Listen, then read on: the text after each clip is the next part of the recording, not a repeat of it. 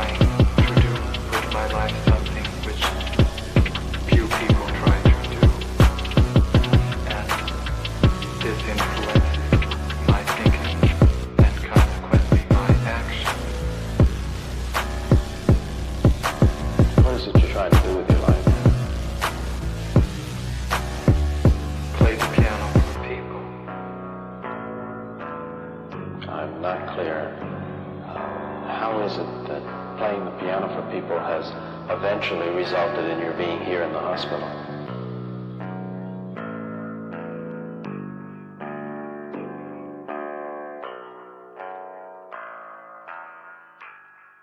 That's difficult to answer.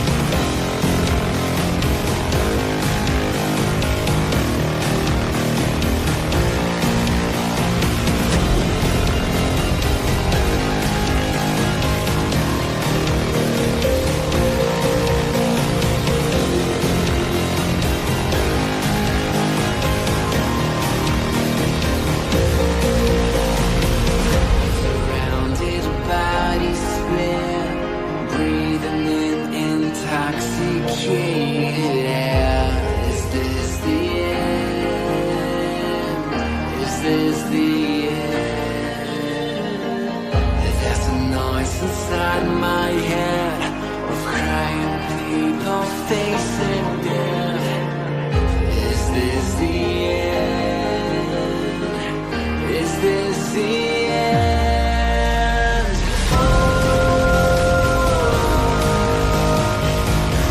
I'm burning in the stone yet.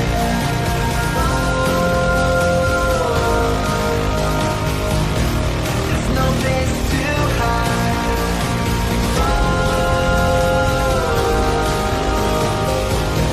I'm burning in the stone yet.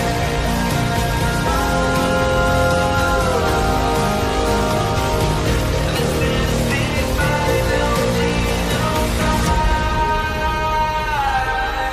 What have we done to the world?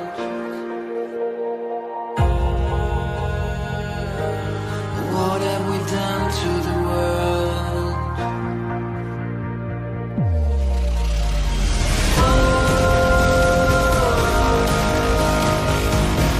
I'm burning in the stone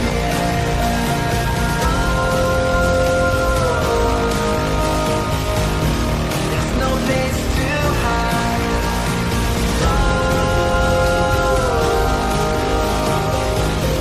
I'm burning in the stone This is the final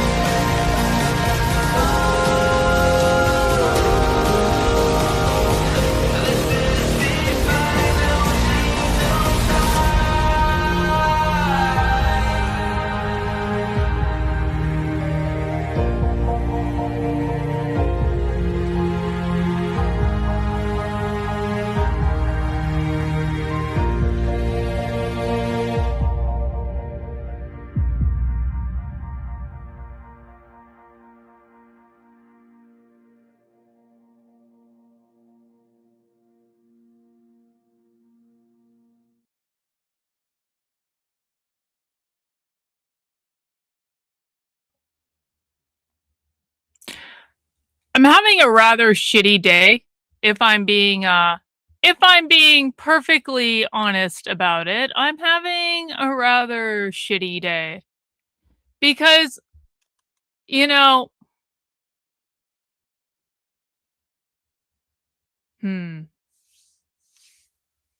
great way to start the show, right?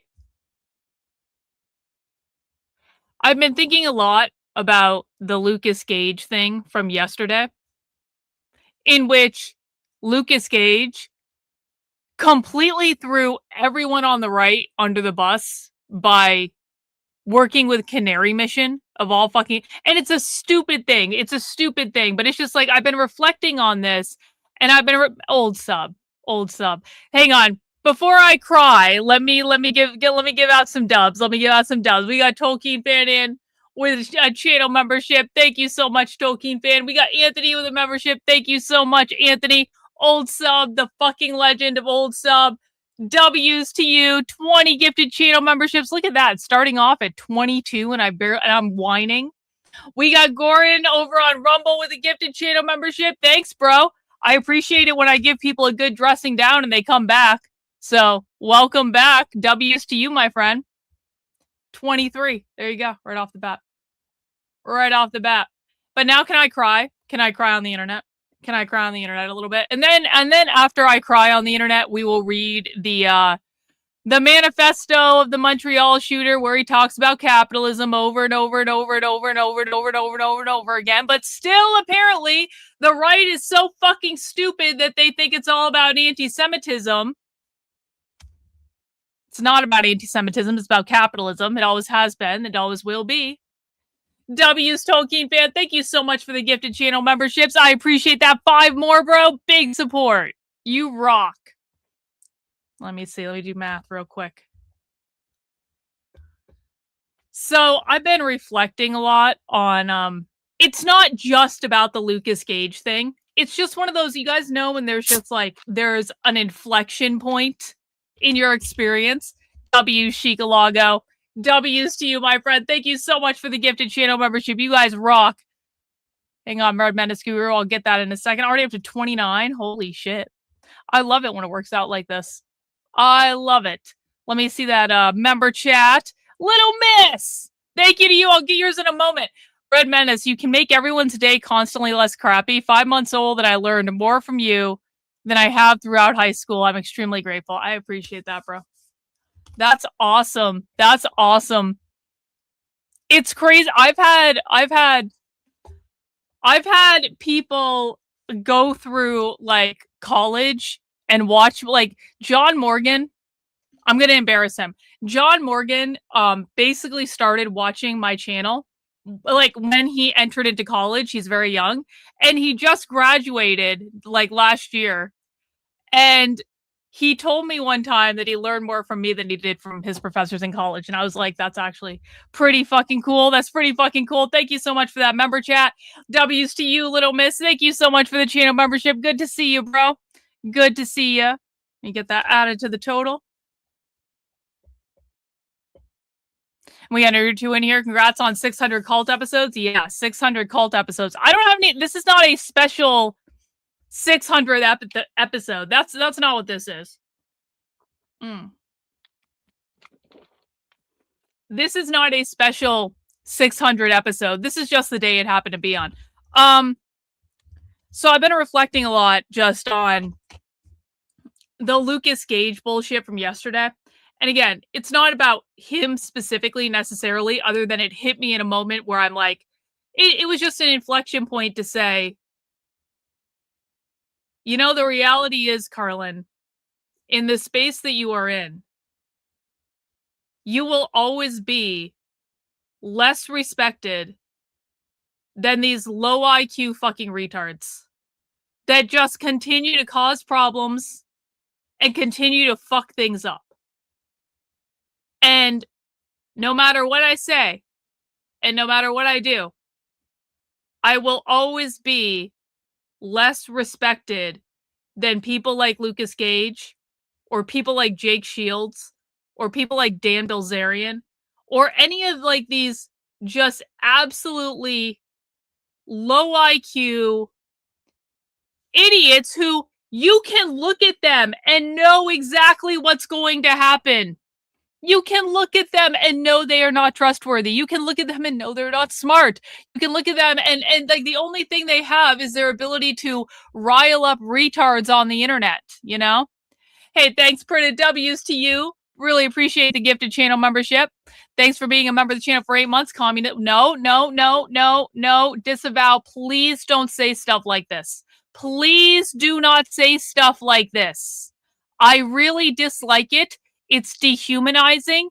It makes people make threats of violence. I can't have threats of violence around here. I know you're trying to be funny, but like, I really dislike that. Please don't do that again. Thank you, Dan, for being a member of the channel for 7 months. Hail my queen. I don't know about Queen Dan, but I do appreciate it. Let me add this Pritis membership to the total. And it is quite a thing to come to just the absolute fucking knowing that no matter what I say, no matter what I do, no matter how good the quality of my output is, no matter how predictive my analysis is, no matter how far ahead I am of literally anyone else, it will never be good enough. It will just never be good enough because, like, this is not a space where people even care about the truth. This is not a space where people like me are ever really listened to or taken seriously. And that sucks. It sucks. And maybe every once in a while we have a small victory where someone invites me on their show and I get a good interview out of it, but then it all goes back to the way it was before and nothing ever changes. And it is so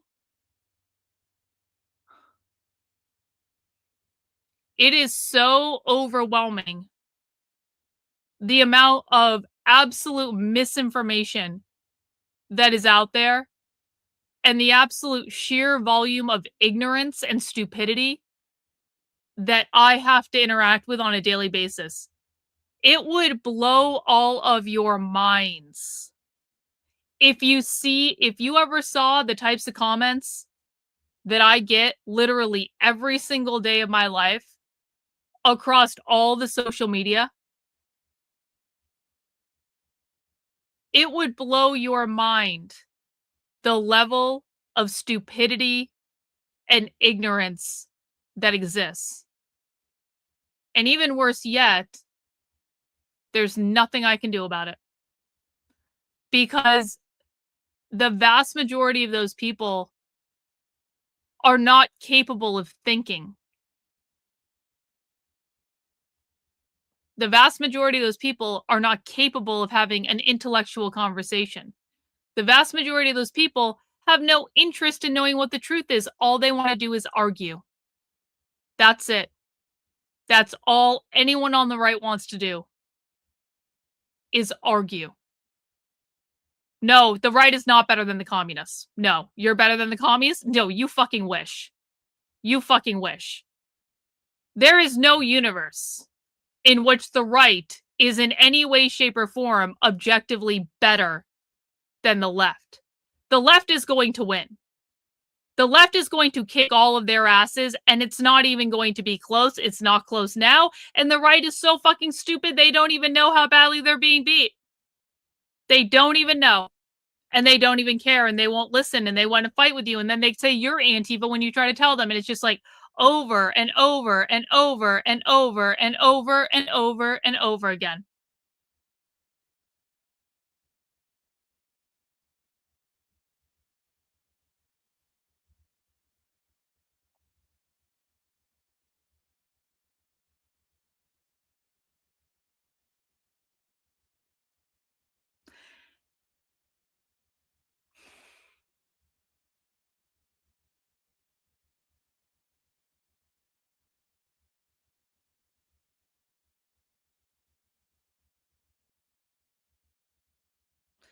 And the amount of support that I see these low IQ retards getting over and over and over again. It's like,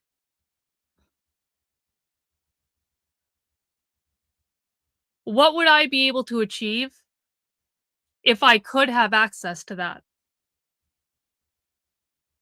What would I be able to achieve? How many more people would I be able to reach if I could have access to that?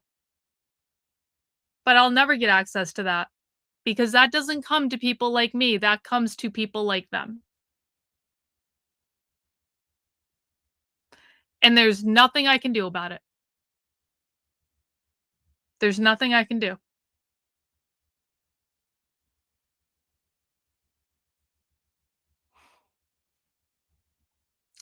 Thanks, little miss. I appreciate the super chat. Quick note, we love seeing you looking so skinny. Well, yeah. And I appreciate that, but it's just like, it's a double-edged sword because, yeah, I mean, I love the compliment and I do appreciate it. And you know I do, but it's like,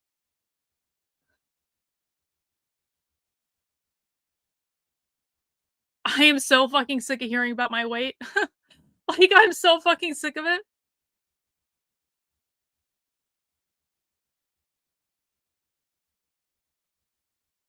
I'm so sick of it. Even when people say nice things because they're giving me a compliment, why don't those people ever show up when I'm doing far more important things than losing weight? Hang on. Guys, we're going to be banning retards pretty swiftly today, so just be warned, if you say retarded shit in my chat, it might be the last thing you say in my chat.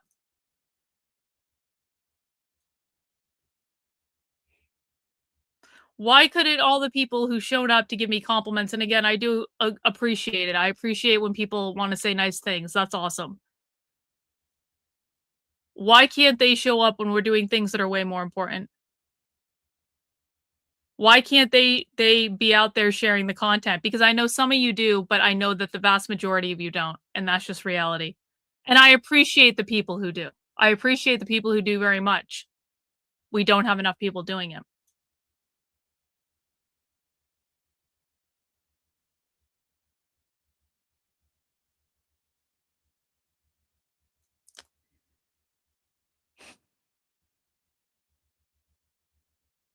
And it's just like one of those days where I'm like, I feel, this is weird, I understand that. I'm like, I'm completely alone in this space.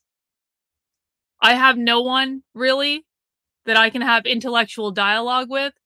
I have no one that I can have intellectual debate with, because it's like,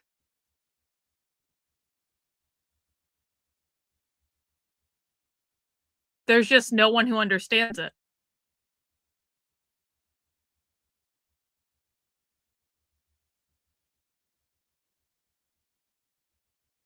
And even more than that, there's no one that wants to understand it.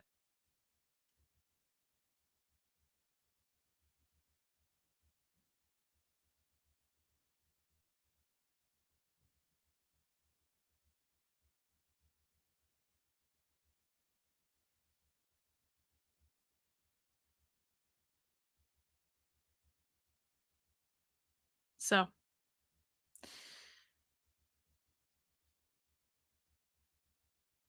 and I've always known, and I've said this a million times, I've always known that what I'm doing is not for now, it's for history. If it survives, who the fuck knows if it will.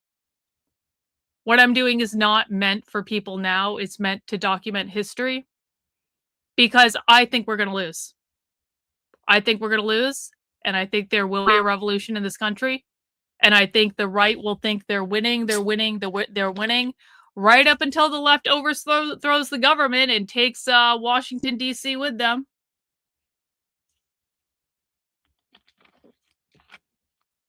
And I think in all likelihood, when that happens, someone's going to show up at my house and shoot me. And, it's going to be the way it is, I guess. Or I throw myself on their mercy or something like that. And at this point, maybe they would even respect it if I was like, you know what, communists, I knew you were going to fucking win for 10 years. You won. Good game. We lost. You won because our side was fucking stupid and didn't want to listen and respected low IQ retards more than they respected anything real. Thank you on Mass Red Death for the super chat. The orators that push lies tend to lose and are forgotten. No, that's not true. No, that's actually not true at all. We want to think that that's true, but that's not true. Most of the history that we think we know are lies. So it is not true that the people who push lies tend to lose. The people who push lies tend to win. That's why all we know in history is lies. The philosophers that push the truth live perpetually through history. No, they don't. Most of them are written out of it. I appreciate the money, though. I'm definitely going to keep it, but, like, that's just not reality. Most of what we are taught in schools and history books is not real, or it's a narrative, like, with cherry-picked elements that don't have the full context. You can look at the news media and know, like, it's never been any different. So maybe all of this is, like, just a big waste of time anyway. Maybe that's actually what we're talking about. I don't even know.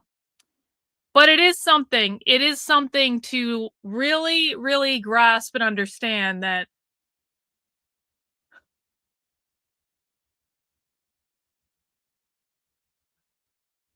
you will always be respected less and considered less than some of the stupidest fucking people on the internet, and there's not shit you can do about it. There's just not shit you can do about it.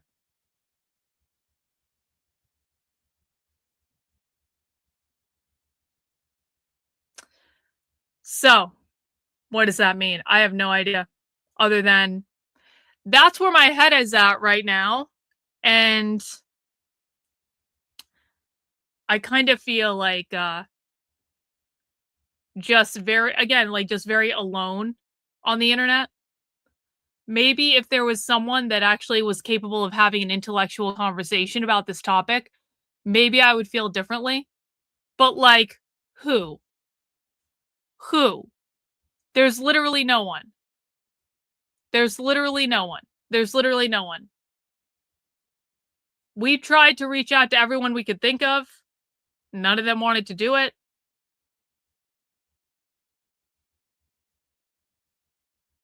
So here we are with mountains of evidence and mountains of primary source receipts. We know what the truth is. It's not even a question what the truth is. We have the evidence to back it up times 10. And we literally can't get anyone to listen. because no one on the side that we're on with any significant platform is interested in the truth. They're only interested in propping up whatever information serves their narrative at any given time. And the really, really stupid people do this aggressively. And they're far more willing to network than I am. Like I'm really at the point today where I'm like, literally, I have no friends on the internet. Literally, I know that. I have no friends on the internet because you can't trust anyone, and none of the interactions that you have in this space are real. Like, none of it is real. And there are simply people that are more willing to play the game than I am. And you know. Mike, thank you for the super chat. Dr. K, you are a teacher. Those with big access are not. No one can teach someone who doesn't want to learn. Yeah, but like, it always comes down to, right? Like, are there enough people who actually want to learn? I don't know. I don't know the answer to that. I don't know. Sometimes I think there are, and then riot coverage goes away and all those people disappear. So it's like, you think people want to learn when there's riot coverage and people are watching a lot, and then all of those people disappear, and it's like, oh, you only wanted the violence and destruction. Oh, you did. Okay. Okay. Okay. Anyway. Yeah, yeah, it's like, again, James O'Keefe, an excellent example of a low IQ midwit who conservatives lift up and give all the resources in the world, and he lies to them for their trouble, you know?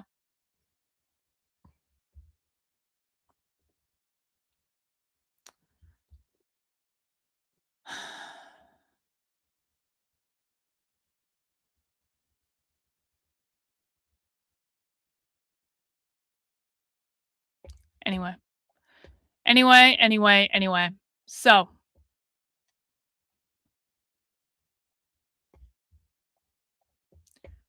Rebel News released the Manifesto of the Montreal gunmen, and wouldn't you know it,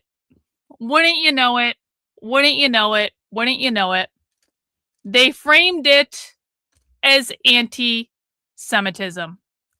Now, the problem with that, I'm just trying to find a tweet that I should have pulled up before we got started. The problem with that is that Jews aren't really mentioned all that much in the manifesto. And the manifesto had one key line that I have been trying to explain to the conservative right for like almost 3 years now, 2.5 years.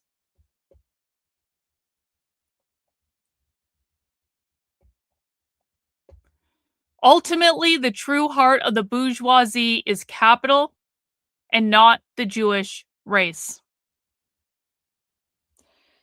This is what I have been trying to explain to people on the right, literally since October 7th. As they start screaming, anti-Semitism, anti-Semitism, anti-Semitism, all over the fucking place,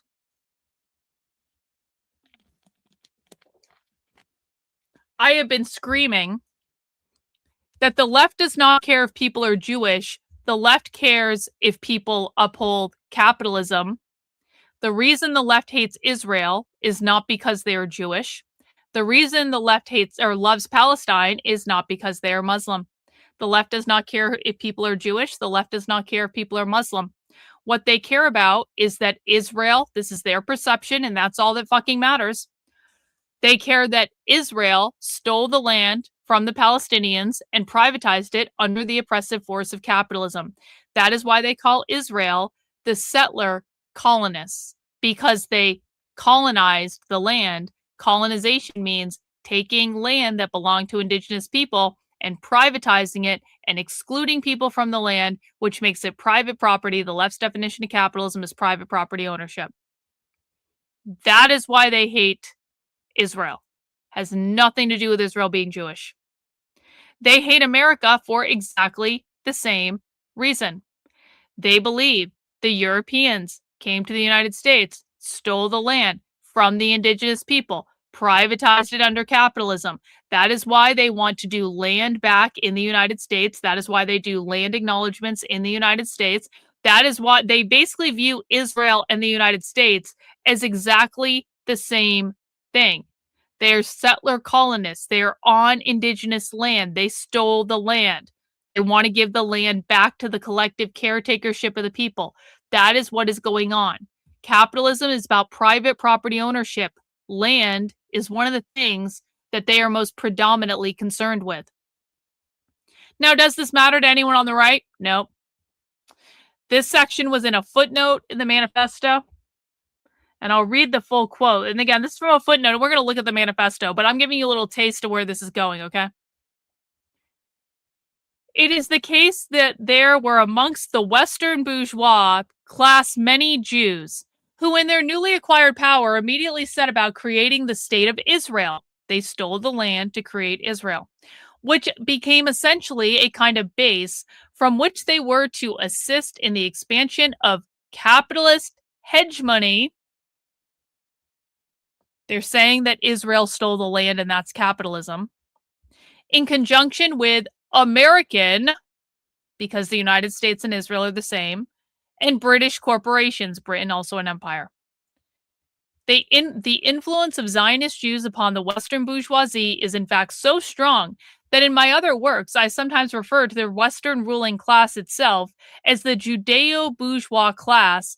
With all that being said, however, it is very important not to fall into the absurd delusion of thinking that all Jews globally are somehow the participants in the globalist imperialist scheme. Imperialism is the highest form of capitalism, according to Lenin.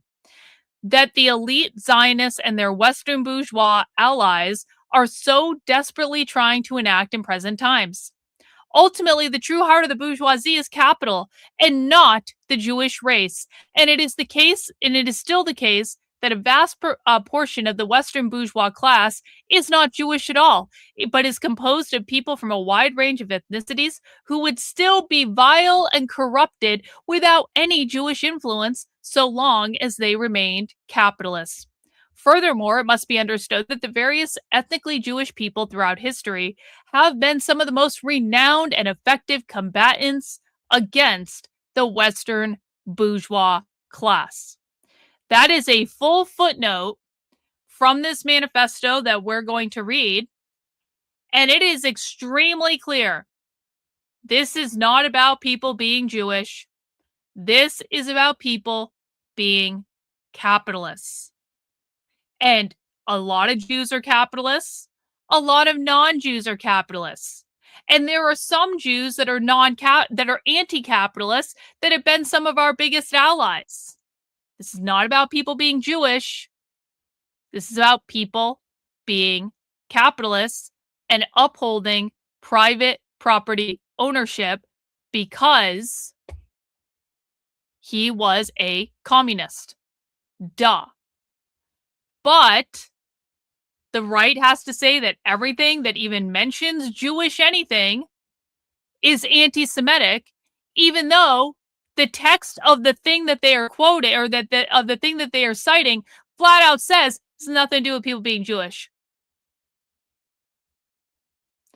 It's just intellectual dishonesty over and over and over and over and over again.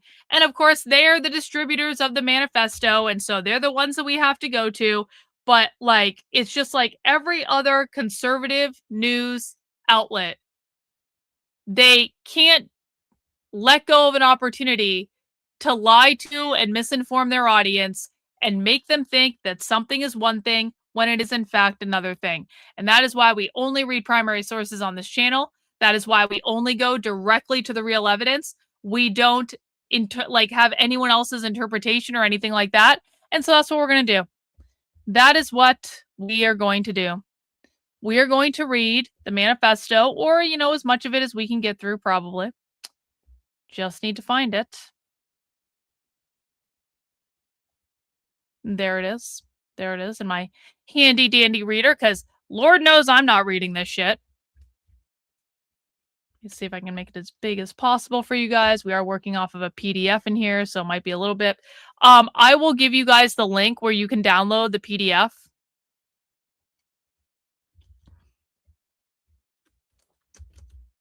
Download the manifesto. And that way, if you guys want to follow along, you totally can.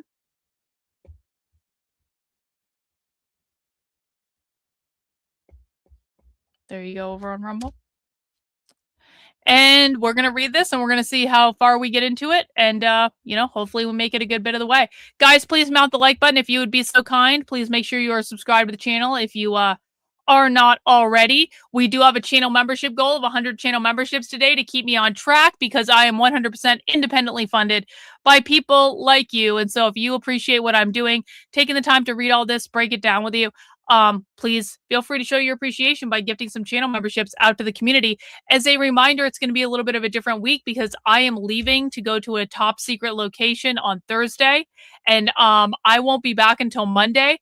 I will be streaming while I'm away, but I don't know exactly what time I'm going to be streaming. So just like, you got to be flexible Thursday through Monday. And so we're going to get some good stuff from this little excursion though. So anyway, let's dig in and let's see what this has to say. The species in which dimorphism, oh shit, especially as it pertains to the behavior. Hang on. My sound is not set up correctly because I'm a professional streamer on the internet, as you know. Unmasked Red Death, thank you so much for the 5 channel memberships. W's, bro. Appreciate it. Guys, this manifesto is 100 pages long, so I'm not suggesting we're necessarily going to get through the whole thing, just so you know. But we're going to see we're going to see how much we can do.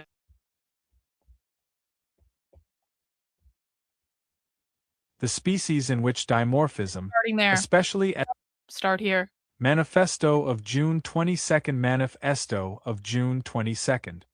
By Seth Hatfield. Preamble. Why is it saying it twice? This work delivers an explanation of the very peculiar and ghastly state of things that the Western world has found itself in, especially regarding the situation of terrible loneliness, isolation, and social degradation that is now a stark reality for many men of varying ages across our societies. This work delivers an explanation of the very peculiar and ghastly state of things. Obviously, this is not working. Hang on one second. I have an alternative. Don't doubt me. Do not doubt me, you assholes. Actually, I don't even know if that alternative will work, but we're going to give it a try. Hang on.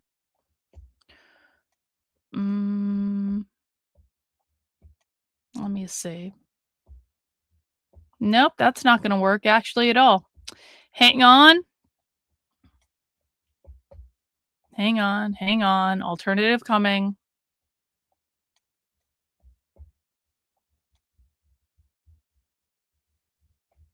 Oh man, this is going to suck.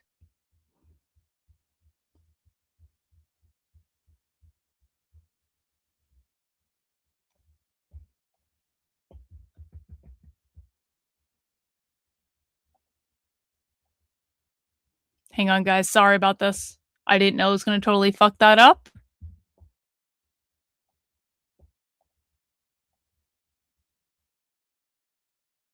Okay, we're just going to have to do it. We're just going to have to start again, and we're just going to have to do it the hard way, honestly. Okay, this is about to be even more fun for me. Let's see. Oh, not that one. This one. This work delivers an explanation of the very peculiar and ghastly state of things that the Western world has found itself in, especially regarding the situation of terrible loneliness, isolation, and social degradation that is now a stark reality for many men of varying ages across our societies. It is a reality that was steadily growing and looming within the shadows on the peripheries of common discourse for a long time, and only relatively recently has it grown prominent enough to come to be openly acknowledged by the powers that be, and indeed also by the general population to some extent, as something that actually exists at all. Although the existence of this mysterious dread is now at least verbally acknowledged on a considerable scale, it is still the case that its true nature, and the way in which it can be done away with, remain almost entirely hidden from people. It is I have seen it fit to produce and publish a concise and scientifically supported account of just what this gloomy and pervasive male loneliness actually is. Okay. Do you want me to give you an example of something that's going to get you banned in the chat today? Something like this. Something like this is going to get you permanently banned in my chat. Sounds like another soy libtard crash out. Do you guys want to know what I mean when I say that conservatives only ever want to fight and they are not capable of any intellectual engagement? This is the right-wing response to every single fucking thing the left does. Literally every single fucking thing the left does ever. This is the conservative response. The manifesto is communist. Only retards can read this manifesto and not know that this is a communist. We're going to have to ban that guy. That is far too stupid. Go away. Goodbye. I have seen it fit to produce and publish a concise and scientifically supported account of just what this gloomy and pervasive male loneliness actually is, how it came to be, and what should be done about it henceforth. In this text, I primarily deal with the state of things regarding... What does the state of things mean? When we hear the term the state of things, the present state of things, what does that mean?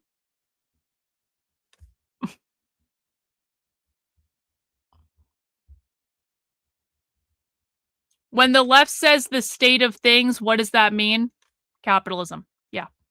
The present state of things is the capitalist system. It is the capitalist system.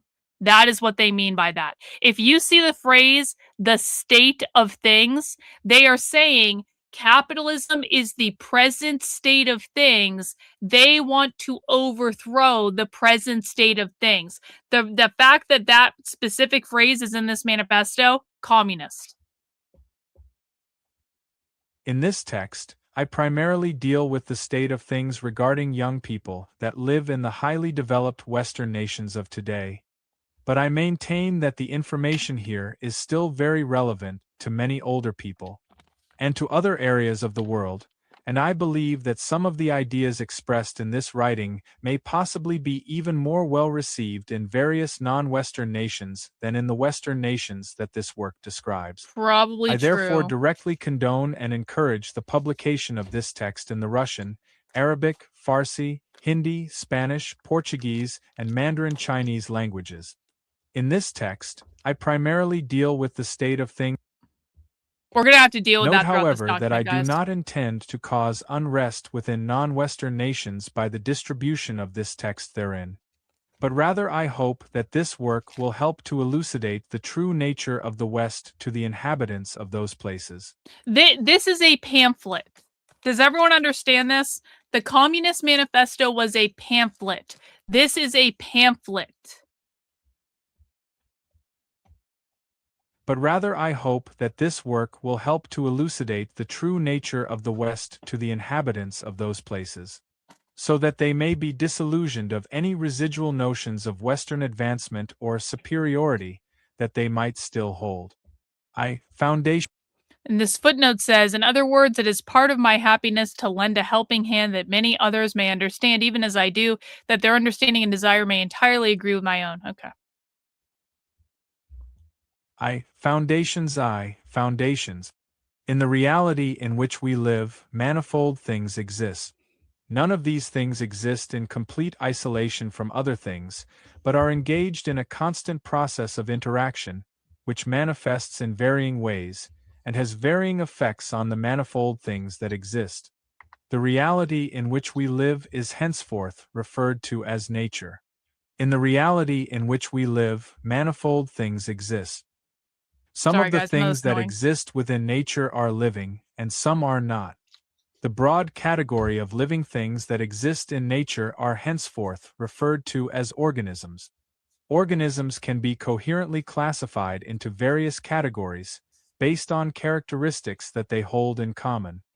The study of this classification is the science of taxonomy. In taxonomy, organisms that share the common characteristic of having a vertebral column are assigned to the subphylum Vertebrata. Because very many organisms have vertebral columns, the subphylum Vertebrata accordingly has very many members, including frogs, fish, snakes, birds, raccoons, deer, human beings, and many others. Organisms of the subphylum Vertebrata are henceforth referred to as vertebrates. In taxonomy, Come organisms that seriously. vertebrates tend to exhibit a trait known as dimorphism. Dimorphism is defined as the existence of two distinct physical morphs, exhibited within a given species, by males and females of that species respectively. Dimorphism in many vertebrates is not so easy to discern by merely... Wait. That starts in an hour? We're definitely doing that. Can you remind me at the 7 p.m. hour to do that? We're definitely doing that. Thank you. Dimorphism in many vertebrates is not so easy to discern by merely glancing at them, but with others, such as certain bird species and humans, it is quite easy to spot. The brain is an organ of the body, and is possessed by all vertebrate organisms in nature. Therefore, dimorphism, which affects the physical aspects of vertebrates, consequentially can affect the mental processes and behavior of vertebrates, since the brain, which performs mental processes and induces behavior, is itself a physical organ. Of the many vertebrates that exhibit dimorphism, humans are among. The brain is an organ of the body. Hang on. The species in which dimorphism, especially as it pertains to the behavior and mental processes of individuals, is the most plainly apparent and self-evident, and this has been understood for a long time. Since dimorphism affects both the external appearance of humans based on their sex and the behavior of humans based on their sex, there resultingly are general differences between the two sexes which are quite consistent across all human populations. Of course, some outlier instances do sporadically occur, and it is entirely possible for humans of the female sex to sometimes outwardly resemble humans of the male sex, while it is also possible for humans of the male sex to behave like humans of the female sex normally do, and so on and so forth. Such instances, however, do not diminish the inherent reality of dimorphism and its effects. Just as outlier instances in which people have survived falling from a great height do not diminish the inherent reality of the danger of falling from a great height. At all events, the effects of dimorphism, which are in large part uniform across all human populations, I don't think this is evidence he's remain queer, Master Shake. self-evident. We'll Since see. dimorphism affects the sexes also display Nope, that's generally not where I clicked. The sexes also Nope. Okay, it's not reading this, so I'm going to have to read it. The physical effects of dimorphism as manifest in humans can be described as thusly. Males and females of the human species display generally consistent variations in stature, with males typically being larger than females. The sexes also display generally consistent physical variations in the strength, thickness of the bones, the pitch of the voice, the morphology of the... We should read the footnotes. Let's read the footnotes. Okay, let's see. In respect to human beings, their nature is considered first as to sex, whether male or female. Okay. Read. This is true despite the fevered outcry of many Western academics of the liberal or bourgeois persuasion, who hold to the absurd and recent fabrication that there exists some difference between biological sex and gender. They proclaim that while sex does indeed exist, gender somehow exists separately from it, and that gender, i.e. male and female, is a mere social That's a queer construct, position. which can be changed on a whim by anyone, and for any reason. The reality, however, is the utter opposite of what they say, and it is objectively the case that... Okay, well, guess what, Maple Leaf? You have no evidence to back that up. So On this channel, this is probably different from the retard content you consume. On this channel, do you know what we don't do? We don't make shit up. We don't just invent things that we have no evidence to support. It's unhelpful. And it is objectively the case that there is no difference between biological sex and gender, and that gender sex are words that have been applied by humans to a material. Well, no, Master Shake, you said he was queer, and it kind of seems like he's the opposite of queer, which of course there are leftists that are revolutionary communists that aren't queer. The revolutionary communists of America aren't queer. The revolutionary communists of Canada aren't queer. So yeah, it kind of seems like you were actually wrong on that And one. that gender sex are words that have been applied by humans to a material construct that exists as matter and is derived from complex natural processes which began unfolding long before the appearance of the first humans. Contrary to the debauched whims of many mentally unsound people, such processes are impossible to reverse by human meddling.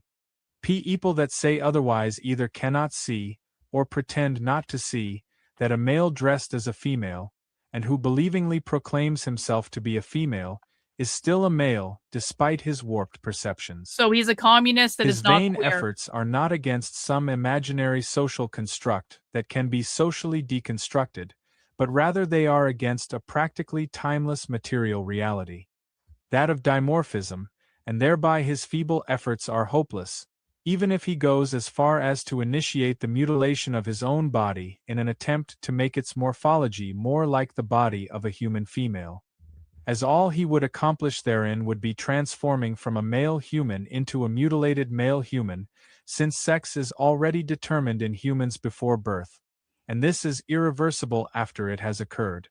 The ridiculously tiny percentage of humans that are born with abnormal genitalia don't count as anything against this, because as we have already seen, sporadic outlier cases do not automatically admonish general realities. In reality, there is nothing that is a mere social construct that exists floating aimlessly, without any material form, in some unseen dimension of the intuition or beyond. There are things that exist, and there are not things that do not exist. Sex gender can only be explained coherently as being the result of dimorphism, a natural and physical phenomenon, while the baseless notions about some mystical social construct are spouted by bourgeois-minded and often vain people who cannot provide any convincing evidence for their claims. He's calling the queer As to why communist this capitalists. delusional phenomenon has become so prevalent recently, we will see later. Okay, well, we'll look forward to that. Let's go here. The typical process of human reproduction occurs when a male individual and a female individual engage in copulation that results in the impregnation of the female, When a man after and which woman the are in embryo love. within the womb of the female remains alive until it is born, and reproduction has thereby occurred. In vertebrates broadly, and in humans especially, the desire to engage in reproduction, and thereby in copulation, is very strongly present in healthy individuals that are of adult age.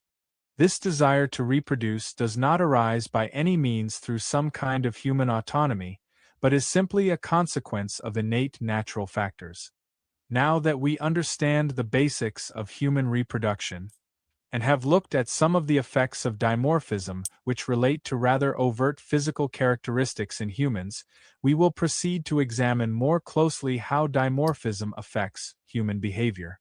Now that we understand the basics of human reproduction, We're doing there are so certain well. behavioral differences between the two sexes in humans that are widely understood, even if that understanding is not always verbally expressed by those who partake in it. These more widely acknowledged differences comprise relatively superficial aspects, namely preferences of clothing, inclinations towards different varieties of entertainment, and other such things. Another category of differences exists, and these are still generally understood by people, albeit to a somewhat lesser degree, especially in Western societies. These differences are moderately less superficial, and are composed of elements such as career preference, political ideation, and variations in the emotional processing of events. Another category of differences exists, and these are still generally understood by people, albeit to a somewhat lesser degree, especially in Western societies. We're reading the whole These thing. differences are moderately less superficial and We're going to are start today. composed of We'll continue elements tomorrow. such as career preference, political ideation, and variations in the emotional processing of events. Finally, being even more obfuscated from common view, there exists between the sexes and humans one more category of differences, which pertain to their methods of participation in the reproductive process itself. Now, we have indeed already seen how each sex serves its own function in the reproductive process. Namely, they must come together to perform copulation, with the male impregnating the female during that finally being even. But what we are now talking about here is exactly how they come together in the first place, or more precisely, how the methods of mate selection vary between male and female humans. Just what these variations are will become clear momentarily, but first it is necessary to explain how such differences arose at all, and in doing so we will see that their origin lies in the very nature of dimorphism. Just what these variations are will become. In the reproductive process of humans and many other dimorphic vertebrates, the females of the species are the sex that give birth to offspring, while the males can only impregnate the females. For adult human males, the bodily production of sperm is ongoing constantly, and for a very large portion of the male's life, with a steady quantity being continually produced, while the act of expending it relatively frequently does not result in deleterious physical effects in male individuals that are generally healthy. For adult human females, on the other hand, ovulation occurs only about once a month, and it takes approximately 9 months after the instance of the impregnation of the female for that female to birth a single healthy offspring. It is also a reality that the reproductive process is vastly more strenuous and taxing on the body with human females than it is with human males. And this is in large part due to the fact that it is females who physically birth the offspring in the reproductive process, and that great physical complications come with the act of directly brining a newborn human into the world. As a result of these various factors, it is possible for one male human to impregnate hundreds of female humans, and to thereby have hundreds of offspring within his lifetime, and even within a relatively short fraction of it, but the converse does not hold, as it is not possible for one female to birth hundreds of children within a short period of time. And even if she gave birth continually throughout her adult lifetime, she would become infertile before even coming close to having just 100 children. And so with all these factors in existence, it is by necessity that the healthy adult human female, who desires to reproduce, is more exclusive in the process of mate selection than is the healthy adult human male who also desires to reproduce. To reiterate, she is more exclusive because there is inherently much more biological risk for her in the reproductive process than there is for her male counterpart. By biological risk, I mean regarding the health of both herself and her offspring. Healthy humans do not want to die, and they desire for their offspring to survive, and to thrive while doing so, and offspring will naturally struggle to do that if they are physically weak, or otherwise vulnerable or unhealthy. Both parents pass on some of their traits through their genes, and traits that signal greater health or genetic quality in nature, such as height and handsomeness in males or prettiness and curvaceousness in females, are called attractive by adult human beings. Since the female understands implicitly that the male passes on some of his traits in the reproductive process, the female wishes to make sure that her mate is the best, i.e., the most attractive, that she can possibly get, in order for her offspring to be as healthy as they can possibly be. Okay. The male, on the other hand, is not so concerned about this. What point Certainly, is he making? if given the option of only producing offspring with the most attractive of females, he will indeed do so, but since nature almost never presents such opportunities, the male is usually perfectly content to copulate with almost any adult female that is available to him, with his only selection criterion being that the female is at least remotely healthy. As we have seen, there is less biological risk for him to act in this way. Since his production of sperm is merely continual and not cyclical, and since his only required role in the I don't think he's reproductive rambling, Little process Miss. is merely to dispense his sperm, and nothing beyond that. Even if his copulation results in an unhealthy, short, and physically weak offspring, he can merely try again hundreds of other times. Hence why there is no strong incentive for him to be very exclusive in the mate selection process like there is with females. Okay, so he's making the point that like women are more picky about their mates than men are because men can just sleep with a million different fucking women and it's very easy for them to impregnate other women, whereas women have to be more choosy because the reproductive cycle is longer. Okay, fine. Hence why there is. What results from all of this is a situation among humans in which a glaring contradiction is present, as the two sexes broadly have opposing biological interests. The healthy males all seek to reproduce, and their biological imperative is to reproduce with as many females as possible, with little regard to their attractiveness. On the other hand, all the healthy females also seek to reproduce, but their biological imperative is to reproduce with only a select group of males, and with great regard to their attractiveness. In this we see that the biological imperatives of the two sexes are contradictory, as they cannot both be fulfilled at the same time, and this phenomenon I call the contradiction of the imperatives. This relatively simple and demonstrably true reality, now laid bare before us, has previously been generally obfuscated from the view of humanity, and thusly there are few who are fully aware of its reality at the time of this writing. Since we have now managed to gain a conscious understanding of its existing, we have acquired the fundamental knowledge that will be essential for us to comprehend the state of Western society today, and this comprehension will be attained by us throughout the rest of our investigation. Okay, moving on, 2. section 2. The contradiction of the imperatives and human society 2. The existence of the contradiction of the imperatives has naturally produced oppositional forces, at varying degrees of severity, between the two sexes in all hitherto existing human societies.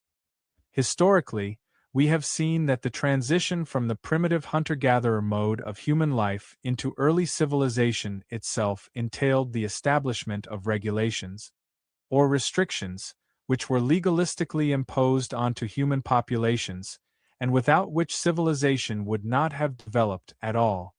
Some of these regulations were involved directly. Okay. Based on what? Sounds like AI or some kind of copying. Based on what? Based on what? Can you present some evidence for us, please, to support your claim?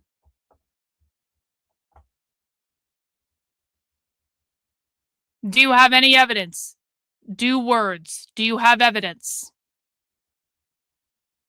This is a yes or no question. If the answer is yes, then present your evidence. If the answer is no, then shut the fuck up. I'm waiting for your answer. I'm giving you 10 more seconds to answer me before I ban you. If you disrespect me by not answering the question that I'm asking you, permanent ban, bro. So, do you have evidence, yes or no? 10, 9, 8, 7, 6, 5, 4, 3, 2, 1. Nope, guess you have no evidence. Okay, bye. Permanent ban, bye. Go away, bye. Oh, look, please ban me. Yep. Guys, conservatives take this very seriously, as you can tell. Some of these regulations were involved directly with ameliorating the antagonistic dynamics between the sexes produced by the contradiction of the And by the way, imperative. just so people understand, I am at least partially convinced every time we do something like this and we all of a sudden see these new accounts in the chat that we've never seen before that are saying the most absurd shit, I'm at least partially convinced it's idiots trying to psyop us on the internet. To get people to not look at the primary source evidence and to get people to just make shit up rather than looking at the hard evidence right in front of us. And so the reason we ban them very quickly is because they're trying to fucking gaslight you. The foremost of this category of regulation was the practice of monogamy. Monogamy is defined here as two individuals of a given species coming together to form a social pair, and thereby living in cooperation with one another, while occasionally mating and producing offspring together. Offspring which is cared for and raised by the pair. Some non-human animals do engage in this, but it is primarily known to occur amongst civilized humans.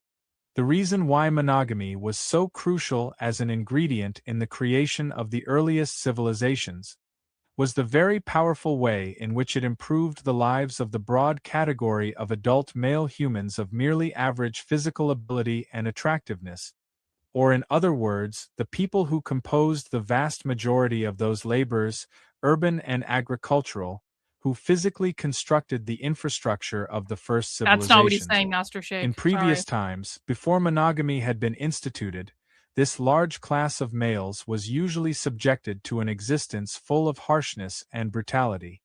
Their short lives were comprised largely of serving small communities, which did not benefit them very much.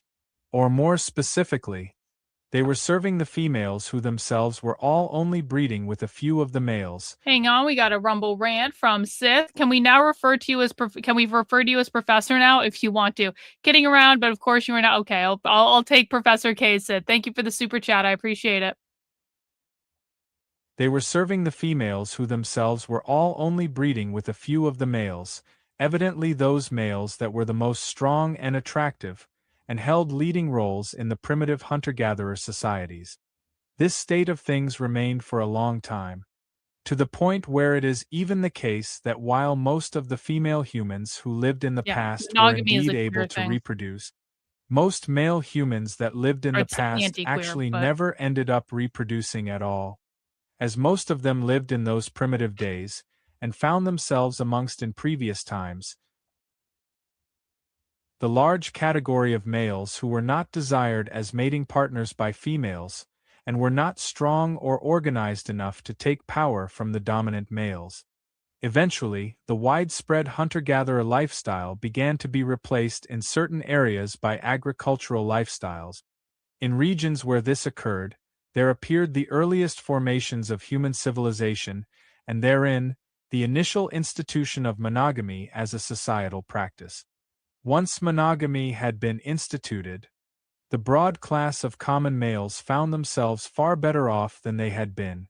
For under monogamy, they no longer had to spend their lives in miserable loneliness and savage brutality, only to die young at the hands of some stronger human male, or some carnivorous wild animal.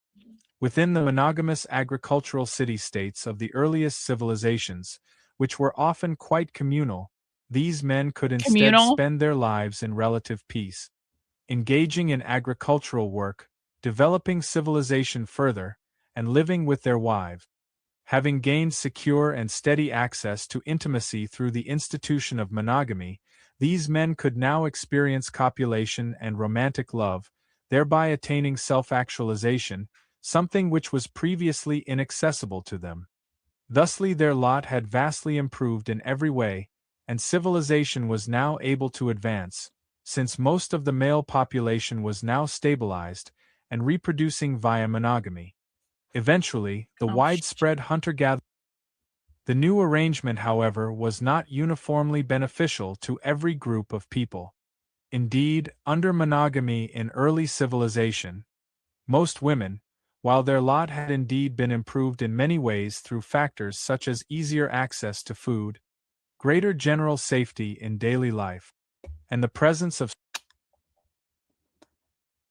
I'm going to give you a pro tip. Perhaps it is not in your best interest or any of our best interests for you to say you agree with a psychotic killer on the internet. Perhaps read the whole fucking document before you decide that you are on the killer's side. Just a thought. And the presence of stronger and more unified communities ultimately could no longer indulge in the excessive fulfillment of their biological imperative as they once did back in the pre-civilization times. Now, they found themselves legalistically bound to just one common man, while those rare few males whom the females most strongly desired to copulate with were either far away and rather inaccessible in their palaces, or themselves were engaging in monogamy. The female-to-male ratio. Lastly, we have the small class of males that were strongly desired as mating partners by females. These types seem to have benefited the least overall from the societal shift into agriculture and monogamy, as previously they were the unchallenged masters of their primitive hunter-gatherer realms, being able to have women in practically endless abundance, and with basically no repercussions. While in the new agricultural city-states, on the other hand, there often were severe repercussions for them if they violated the established laws. And they additionally had to contend for power with more gentle and civilized males who operated not by brute strength, but by sagacity and knowledge. These men who would have been easy targets for the elite, powerful, and strong men in earlier times, but who now found themselves under the generally firm protection of the new laws and their enforcers, whilst also having access to new metal weapons that gave them a fighting chance against taller and stronger males. And so it was that ancient monogamous civilization, beginning as far as we can tell in Mesopotamia, also emerged elsewhere in places such as China and India, and spread organically throughout much of Eurasia, civilizing many populations, and bringing them into a more ordered, gentle, agricultural, harmonious, and monogamous way of life.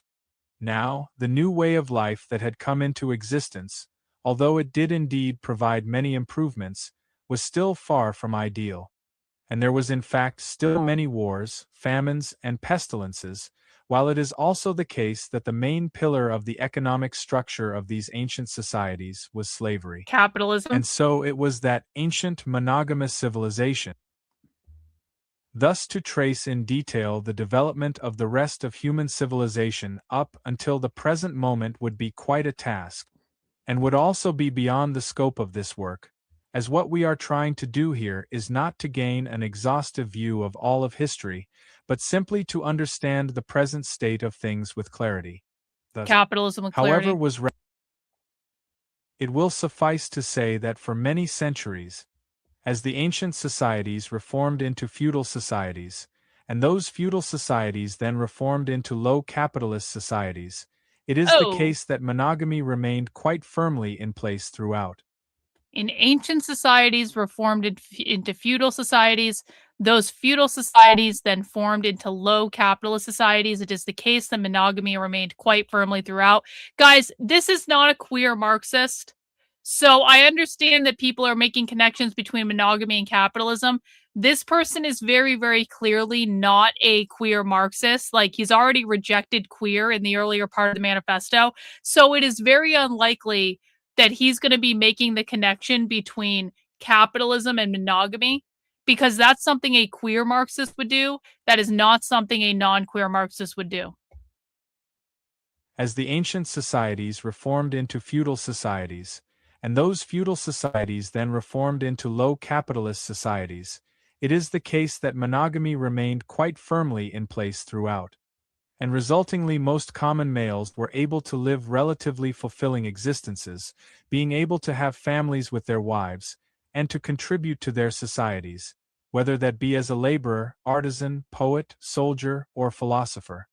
All of this was possible as they did not have to waste their lives in savage, senseless, and brutal sexual competition like they formerly did in primitive times. He's basically saying that monogamy made society work because every man got a woman, and the women weren't always going after the hottest guys because they were married, and so the women had to go with the lesser quality guys. So that means more men got women, and thus created a more stable society. Blah blah blah. So he's actually saying monogamy was a good stabilizing feature of society.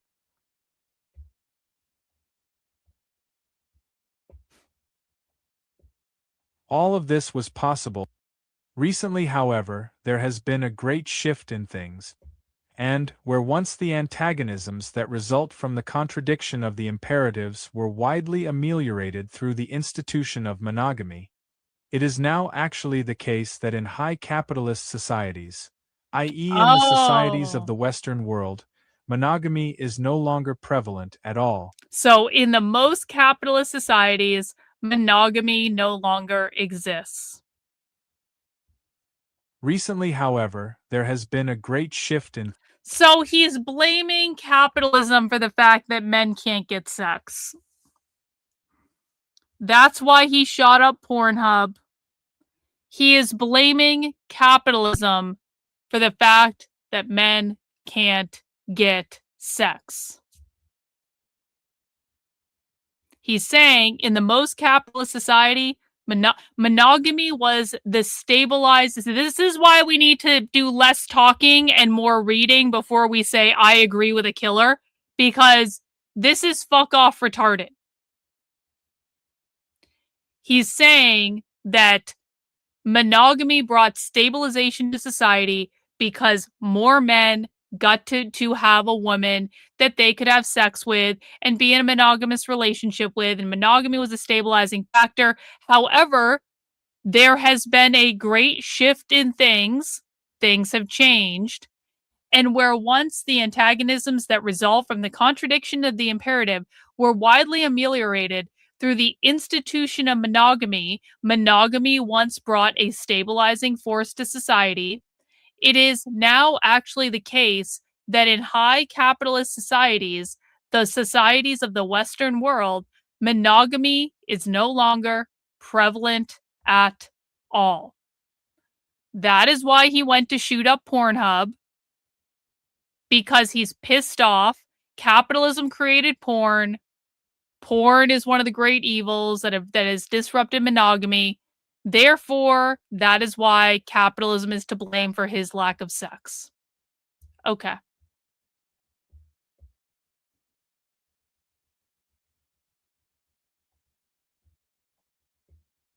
Recently, however, there has been a great shift in things. Yeah, this guy's And, definitely where an once the incel. He's an incel antagonisms that communist. result from the contradiction of the imperatives were widely ameliorated through the institution of monogamy, it is now actually the case that in high capitalist societies, i.e., in the societies of the Western world, monogamy is no longer prevalent at all. And as a result, we find present a vastly unequal distribution of intimacy amongst the human populations of those nations. A skewed inequality not so unlike that which existed in primitive times, in that we find most of the females only copulating with a tiny fractional group of the males. In order to understand how the present high capitalist societies came into existence, and just why it is that monogamy is not something that prevails within them, in the next chapter we will examine the relatively recent circumstances of the 20th century which led into the creation of the present state of things in Western society. Oh, good. In order to understand don't how read it again. 3. The genesis of the hypergamy state. 3. The genesis of the hypergamy state. The hypergamy state in which Westerners now live is essentially an inevitable result of the economic system of capitalism, as we shall soon see. The hypergamy state in which Westerners now live is essentially an inevitable result of the economic system of capitalism, as we will soon see. This is not manosphere. This is some weird crossover between a communist who's also an incel. This is not manosphere. I think you're reading a lot in there that isn't there. Before we begin the narrative of this chapter itself, though, it will be necessary for me to give some definitions of certain terms that are used Oh, in this good. text. I like definitions. Several of these terms are not of my own invention, and therefore the reader may already be familiar with them, but I give definitions here because my own understandings of these terms may not correlate to the reader's previous knowledge of them. D1. By low capitalism I mean capitalism in its pre-industrialized form, as it existed from its earliest days in the European towns of the Renaissance, until the completion of the industrialization process, which occurred varying. Capitalism was created in the earliest days of the European towns of the Renaissance. Until the completion of the industrialization process, which occurred varyingly in different places, but in Western societies had largely taken place by the end of the Victorian era. D2. By high capitalism I mean capitalism in its fullness.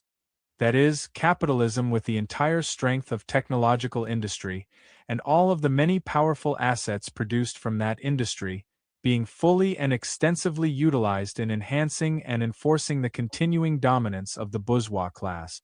Some people refer to this as monopoly capitalism, imperialism, or globalism, while additionally some others say that it is actually a bastardized form of socialism, since the corporations plan the economy in some ways. For the sake of clarity, however, I will simply be using the term high capitalism in this work. D2. By high capitalism I mean capitalism. Yeah, we've already in its established full. he's not a queer communist, he's an D3. economic communist. By middle class I mean both the petty bourgeois class and the labor aristocracy. Okay. Okay. Okay. Bro, here's what I'm going to do. I thought putting you in a timeout might send you the right signal. It obviously hasn't. I'm banning you for the rest of the stream, and you're lucky you're getting a timeout. I warned you earlier, I am in no fucking mood to argue with people's fucking bullshit today. We are analyzing a document. I don't give a flying fuck about your feelings. I request that you not agree with fucking murderers in my chat because I don't want to have a violent fucking community. So now you're put in a timeout for 24 hours. You can come back tomorrow and possibly act less fucking retarded in my chat. Well, he is a communist. They tend to do that. D3. By middle class I mean both the petty bourgeois class and the labor aristocracy together as one broad group. D4. By Western society I do not mean just the societies of Western Europe, the United States, Canada, Australia, and New Zealand, but rather I refer to a more broad category of strongly developed high capitalist societies. When he says in addition to when he says Western societies, he is not referring to white Europeans. He is referring to capitalist societies. This is not a right-wing position. This is a left-wing position. It's the right that believes that Western means European. He is explicitly saying, I do not mean the societies of Western Europe, the United States, Canada, Australia, and New Zealand, but rather I refer to a broad category of strongly developed, high capitalist societies. He is talking about capitalism when he says Western. He is not talking about European. D4. By Western society I do not mean just the societies of Western Europe, the United States, Canada, Australia, and New Zealand, but rather I refer to a more broad category of strongly developed high capitalist societies, including in addition to those places I just listed, the nations of South Korea, Taiwan, and Japan, along with the most developed regions in South America as well.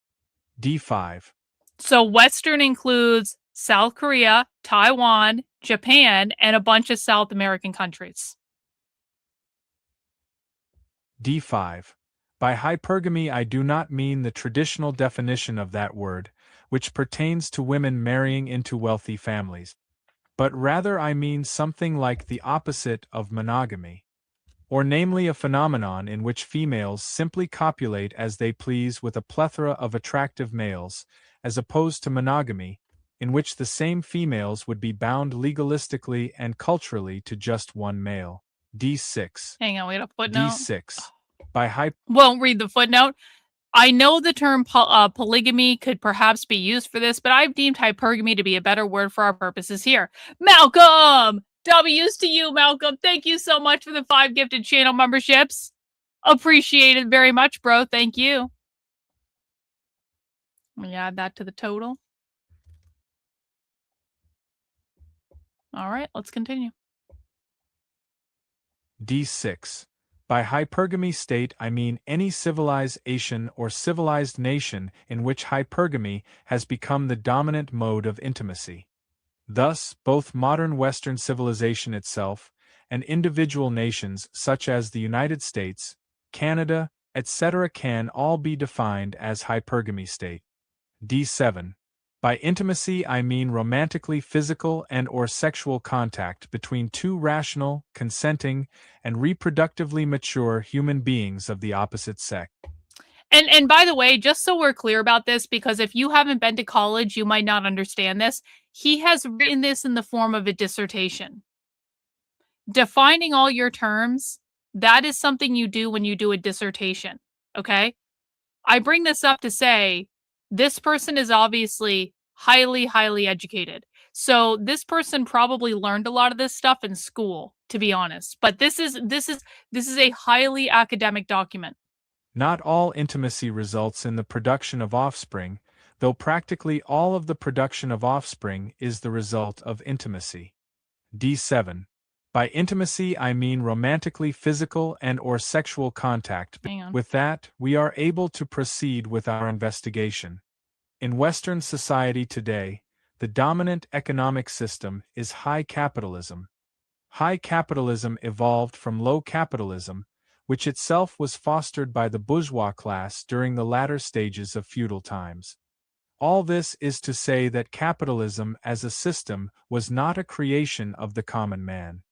Or more specifically, the monogamous male farmers and laborers of feudal times, but rather capitalism was the creation of a smaller and more privileged male clique, who had very different interests than the workers and peasants around them. It is crucial that any readers who are males of proletarian background understand that capitalism was not created for them, and as a system it was never designed with their interests, or the interests of people like them, in mind. So he's saying, if you are a worker, if you are outside of this elite clique of people, capitalism as a system, because they refer to capitalism as a system, that's why systemic racism means the system that upholds racism. The system that upholds racism is capitalism. Capitalism as a system was not created by common men like farmers. It was created by these elite oligarchs that wanted to control everything. And if you are a worker, you need to understand that capitalism was not created for you, even if you think you can pull yourself up by your bootstraps and do that stuff, because it was never designed for you. It was designed for other people. It is the case that capitalism, a system of bourgeois creation, tends in its nature more to benefit that specific clique of bankers, merchants, and businessmen which comprises the bourgeois class that created it, rather than male proletarians, who under capitalism can largely only live by selling their labor to the bourgeois class for a wage. Though it is heavily obfuscated and unknown today, it is an objectively true reality that the economic structure of a society, or in other words its base upon which all of the useful things that assist in the daily life of its members are produced, has a powerful and continuing effect on the many other aspects of that society, which comprise the superstructure, i.e. culture and all of its various manifestations, including religion, music, politics, social practices, and also the way in which intimacy is engaged in most frequently, or the dominant mode of intimacy. Okay, I want to go back and read these footnotes real quick.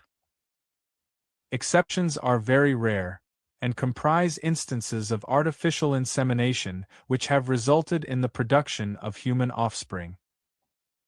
This is evidenced in many points in history, and especially in the English bourgeois revolution of the 17th century, during which England was plunged into a terribly gruesome civil war, with the parliamentarians on the one side representing the rise of capitalism, and composed of merchants, bankers, businessmen, and relatively well-off liberal people generally, while the royalists were on the opposing side, and they represented the old feudal order of things, and were broadly composed of the ancient aristocracy and the humble farmers of the more antiquated areas of England.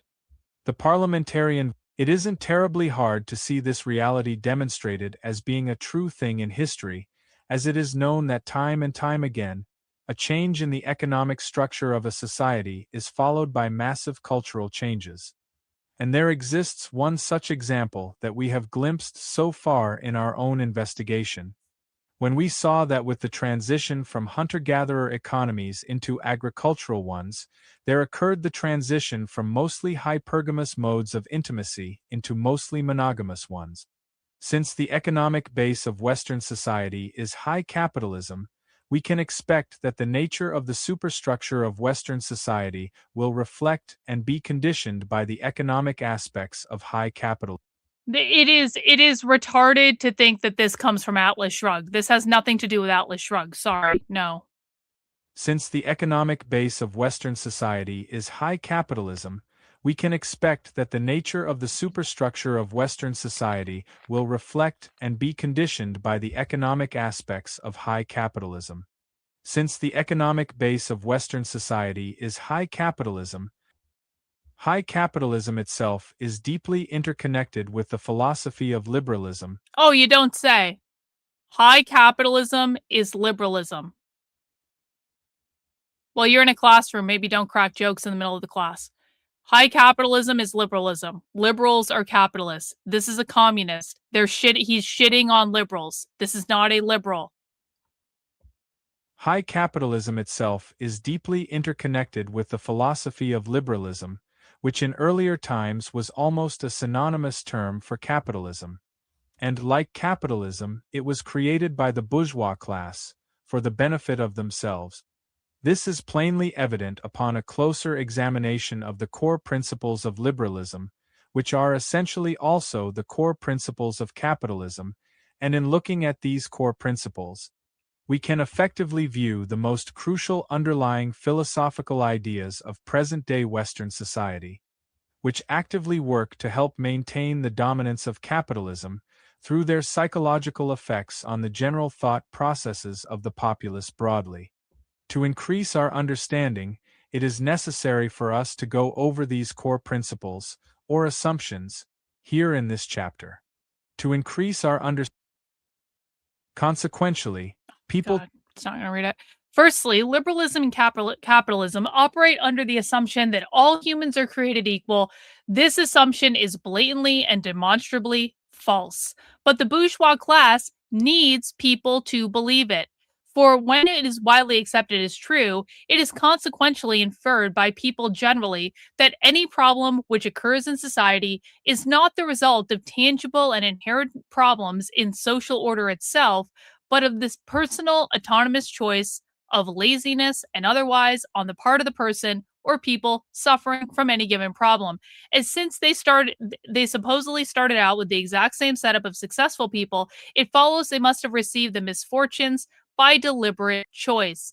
Consequently, people tend not to look at the underlying systemic causes of societal problems, and thusly, the underlying societal order of high capitalism is not criticized or endangered, which is to say the wealth of the bourgeois class is not endangered. What they're saying is capitalism believes that all human beings are equal, everyone shows up, everyone gets a fair shake, best person gets the job, but the thing is that not everyone is equal, and that focusing on that causes people to ignore the underlying systemic causes of societal problems, and that means capitalism. Capitalism is the underlying systemic cause of all societal problems, which they say basically in the next sentence.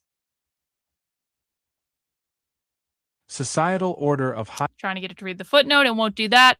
My view is that each mode of production and the relations of production responding to at each given moment, in short, the economic structure of society is the real foundation on which arises legal and political superstructure, as to which corresponds definite forms of social consciousness, and that the mode of production of material life conditions the general process of societal, political, and intellectual life.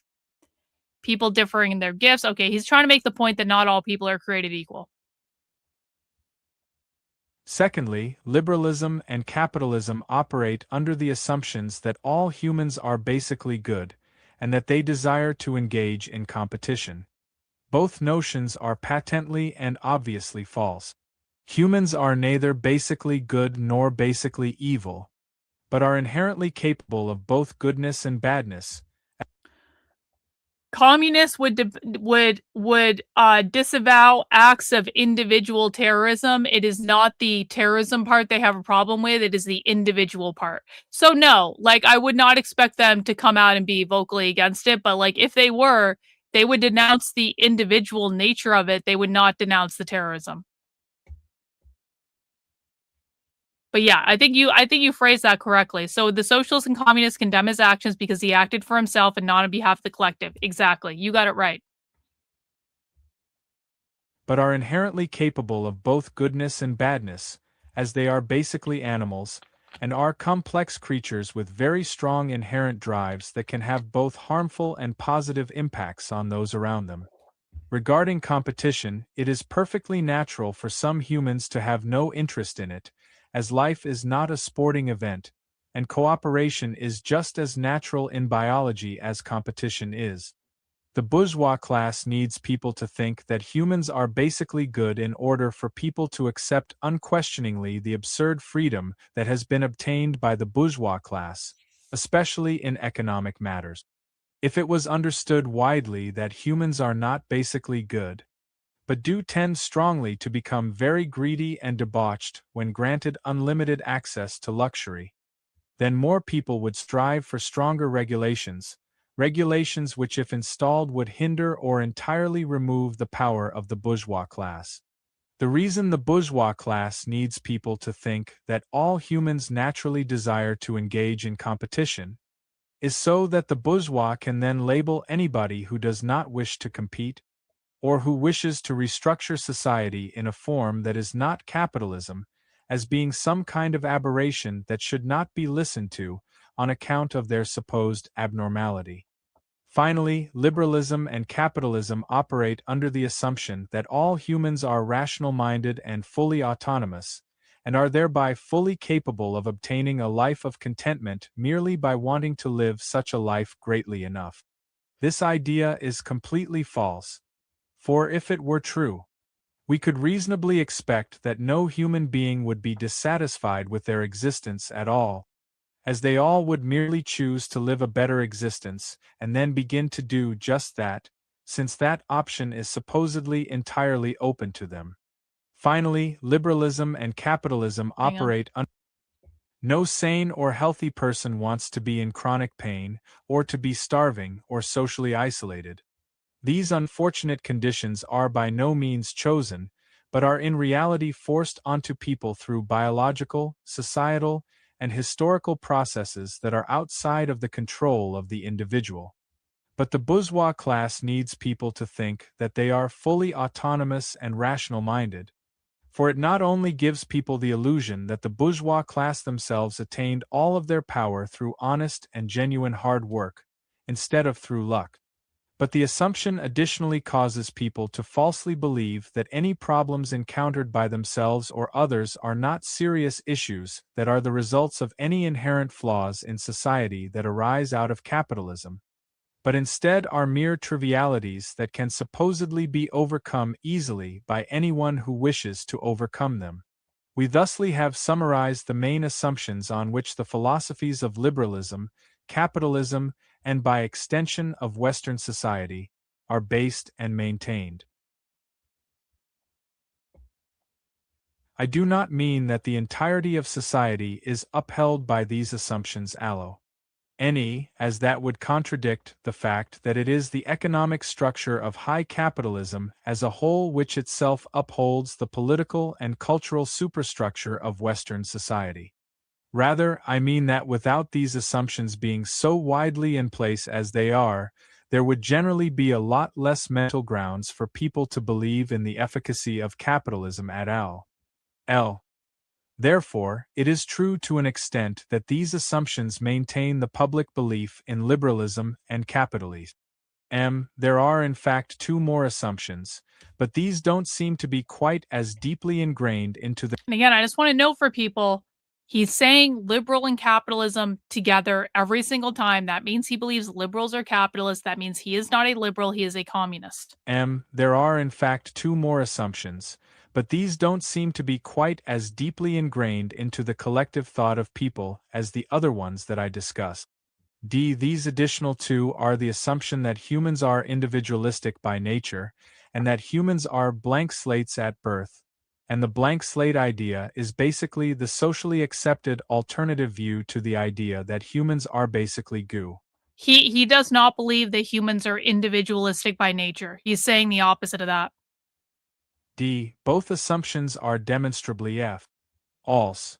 And the bourgeois class needs people to believe the former one because it makes people more atomized and thereby more easy to control, while it also psychologically reinforces the notion that the present state of Western society is somehow normal. The bourgeois class is fine with people believing in the blank slate idea because it produces an effect that is quite similar to that produced through the idea that all humans are created equal, which we already discussed.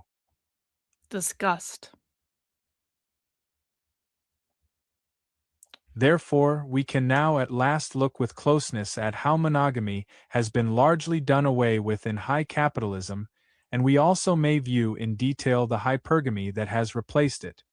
To put it quite simply, capitalism is a system based on the continual profit of a select few people, who are the bourgeois class. And it was ultimately the case that the widespread practice of monogamy simply proved to be less monetarily profitable for the bourgeois than hypergamy did. To put it quite simply, so he's saying that the capitalist class benefited financially from monogamy. Remember, capitalism was never designed towards the benefit of the common male of the working class, or of the whole of society at all, but rather it was designed by the bourgeois class towards their own benefit.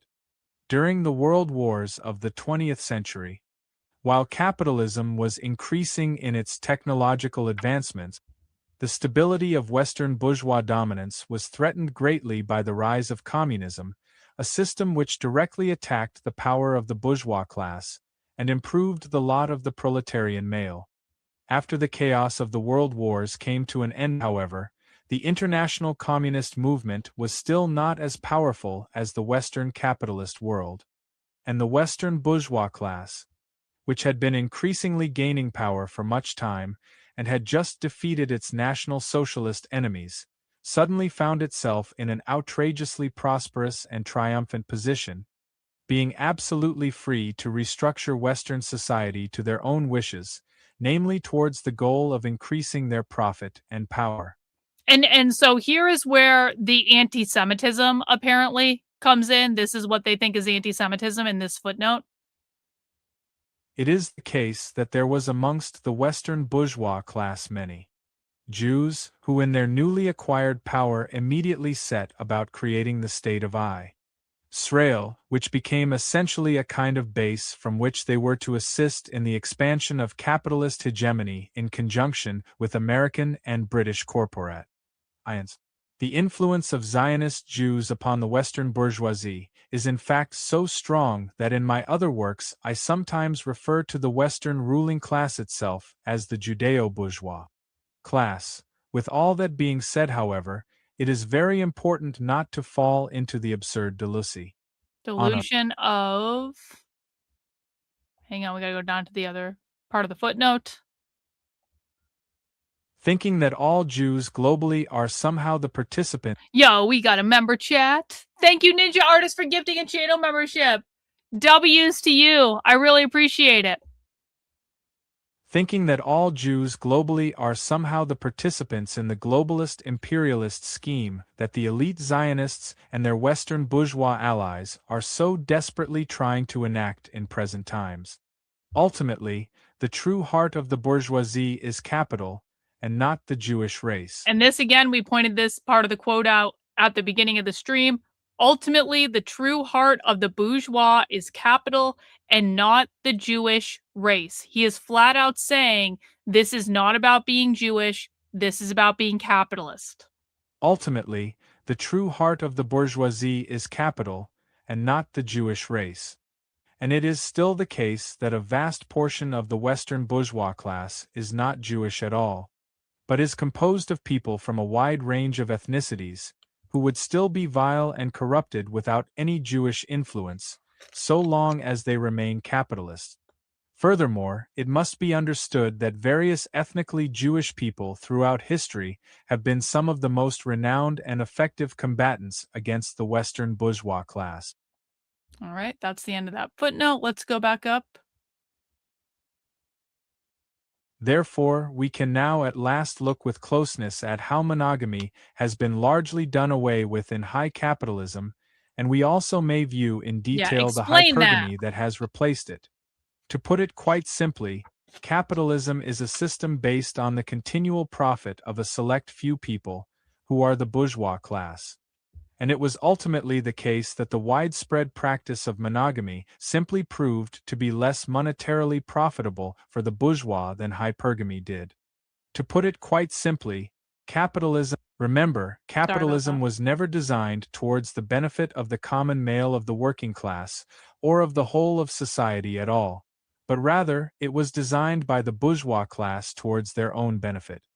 During the world wars of the 20th century, while capitalism was increasing in its technological advancements, the stability of Western bourgeois dominance was threatened greatly by the rise of communism, a system which directly attacked the power of the bourgeois class and improved the lot of the proletarian male. So communism attacked the power of the capitalist class and improved the lot of the worker. This after the chaos of the world wars came to an end, however, the international communist movement was still not as powerful as the Western capitalist world, and the Western bourgeois class, which had been increasingly gaining power for much time and had just defeated its National Socialist enemies, suddenly found itself in an outrageously prosperous and triumphant position, being absolutely free to restructure Western society to their own wishes, namely towards the goal of increasing their profit and power. It's worth reading again, and then came the footnote about this is not about being Jewish, this is about capitalism. Restructuring was not a wholly autonomous and deliberate act on their part, but was more so performed by them due to the nature of their very role in capitalism as the bourgeois class itself. And it was thereby merely an inevitable consequence of capitalism simply existing in Western nations. Hang on. The following lines from Marx and Engels elucidate this. The bourgeoisie cannot exist without constantly revolutionizing the instruments of production, and thereby the relations of production, and with them the whole relations of society. Conservation of the old modes of production in unaltered forms was, on the contrary, the first condition of existence for all earlier industrial classes. Constant revolutionizing of production, uninterrupted disturbance of all social conditions, everlasting uncertainty and agitation, distinguish the bourgeois epoch from all earlier ones. All fixed, fast-frozen relations, with their train of ancient and venerable prejudices and opinions, are swept away, all new-formed ones become antiquated before they can ossify. All that is solid melts into air, all that is holy is profaned, and man is at last compelled to face with sober senses his real conditions of life and his relations with his kind. Okay. It did not take very long at all for the sheer magnitude of the changes that Western society was undergoing to become blatantly apparent, and these changes occurred to a degree of rapidness that had not been seen before. The 1950s, though so commonly idealized by conservatives today, was in actuality a time of rampant substance abuse, infidelities, and general degeneracy in the West as compared with previous times. It was in that decade that the rapid growth and proliferation of a new degenerative capitalist monoculture occurred. This monoculture was the direct predecessor of the one which still dominates excessively in the Western world today, and still indeed finds itself spreading to new corners of the earth. It was and is characterized by the spread of unhealthy and commodified food, the propagation of increasingly vulgar and degenerate commercialized music, and the replacement of more gentle, traditional, and localized cultural practices with new commodified practices based heavily upon the inordinate idolization of so-called celebrities, be they actresses, musicians, sports stars, or what have you. The 1950s, though so commonly idealized by if one examines the particular changes more closely, one sees how they were most certainly made towards the ends of bourgeois monetary profit. It is more profitable to produce and sell good-tasting but unhealthy food than it is to produce and sell healthy food, which is more costly to produce, and is less enticing to a great portion of consumers. It is profitable to promote and sell newfangled and exciting musical genres to people than it is to promote and sell classical music, which has far less of an appeal to potential consumers generally. It is immensely more profitable to inculcate and propagate a consumeristic monoculture within society than it is to maintain more simplistic and traditional cultural practices. The transformation process accelerated throughout the 1960s, and by the 1970s, society had become practically unrecognizable from how it had been during the times before the Second World War. The transformation process accelerated throughout the 1960s, and by there is indeed one change that was made, which was more striking and more socially and culturally consequential than perhaps all of the others. And this change itself was the abandoning of any and all societal aspects which had served the function of maintaining monogamy. Once this occurred, the hypergamy state came to prevail in the West, and this catastrophic change, as we may expect, was made towards the goal of bourgeois profit. The reasoning for this is not terribly complicated. Back while monogamy was still very firmly in place, it was a reality that the majority of the female population, which itself comprised about half of the entire human population, was generally cut off from bourgeois exploitation, as they remained in their homes, performing household tasks and raising children with their husbands. Since such an arrangement was obviously highly unprofitable for the bourgeois class, feminism was allowed to flourish and was directly promoted, while bourgeois business Feminism was allowed to flourish and was promoted while bourgeois businessmen gladly allowed women to enter the workforce. He's saying capitalism created feminism.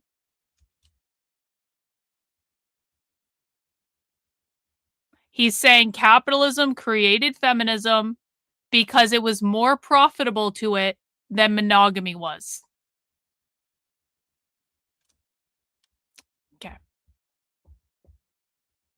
Feminism was allowed to flourish and was directly promoted, while bourgeois businessmen gladly allowed women to enter the workforce and thereby to contribute in massive numbers to the expansion of the power of bourgeois industries, and also to obtain their own salaries, with which they could consume countless products and stimulate the economy further.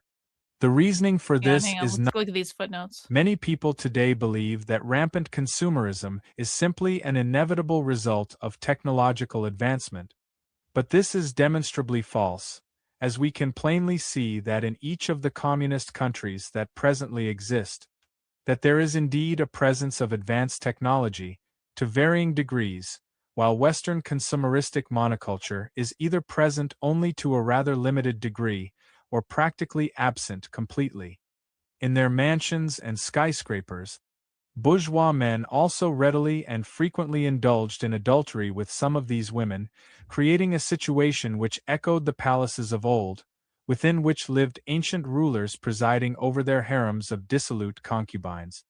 In their mansions, if the mothers go to the factory, what? No, it's not going to read the whole thing. Women offer less resistance than male workers to capitalist oppression. They are more submissive, more easily intimidated, and are more ready to believe the priest and to accept everything they are told by a person in authority. Hence, the factory owner often replaces male workers by females, and this leads to the breakup of the working class family. If the mothers go to the factory, what becomes of family life? Wow. I'm not sure when he wrote this, Malcolm. Having then obtained the means. Hey, thanks so much, Ninja Artist, for the super chat. Imagine Sophie Lewis reading this. Yeah, Sophie would not like this at all and would not agree with this at all. Because Sophie is a queer Marxist. This guy is not a queer Marxist. He is the opposite. He's an economic Marxist. Having then obtained the means of generating their own salaries, and with traditional culture now being replaced by high capitalist monoculture, women simply no longer wanted, or even needed common men as much as they once did. And monogamy thereby plummeted in frequency, with women overwhelmingly preferring to work for corporations while earning money and engaging in hypergamy, as opposed to working for common husbands, who did not pay them money, and who expected monogamy. It was during these times that divorce rates in Western nations first started to skyrocket, while birth rates plummeted accordingly, and both of these phenomena were the direct result of the economic autonomy that the female population had gained. The simple reason that they largely preferred to be hypergamous while working for corporations, as opposed to being monogamous while working for a husband, is because the path of corporate concubinage was more in accordance with their biological imperative. It was during these times that divorce rates in Western nations first started to skyrocket, while birth rates plummeted accordingly, and both of these phenomena were the direct result of the economic autonomy that the female population had gained. The simple reason that they largely preferred to be hypergamous while working for corporations, as opposed to being monogamous while working for a husband, is because the path of corporate concubinage was more in accordance with their biological imperative. Since birth rates had plummeted, the bourgeois class needed a way to keep the population of Western nations growing, and also to obtain more cheap labor, as the populations of Western nations were growing more and more used to relatively luxurious conditions, and therefore were becoming less and less willing to work excessively low-paying jobs. Of course, the bourgeois class was not about to bring back monogamy in order to lift the birth rates back up, as that would mean ending an incredibly profitable arrangement. So instead, they opted for the cheaper solution, which was to begin the practice of merely importing continual and ceaseless waves of immigrants from the global south into Western countries, drawing from a wide range of populations. Capitalism. Oh my God. This guy is this guy is not a traditional communist or leftist. And listen, I don't normally cover Canada, so I don't know what's going on in Canada exactly. But like, this guy is not a traditional leftist activist. At all. There have been several of these shooters or whatever that when you read their manifesto, they are talking about some leftist talking points, but it's also a weird, odd mix with right-wing talking points as well. And that was true of the Tennessee shooter that shot up that Catholic school that was trans. That was true of that guy that shot up the Catholic school, the other one, that I talked with the priest about. That was true of Tyler Robinson. I don't think that Tyler Robinson was a far left, in far left subculture at all. And I'm starting to think that's true of this person as well, because this person is definitely a communist, 100% a communist. They're speaking in communist language.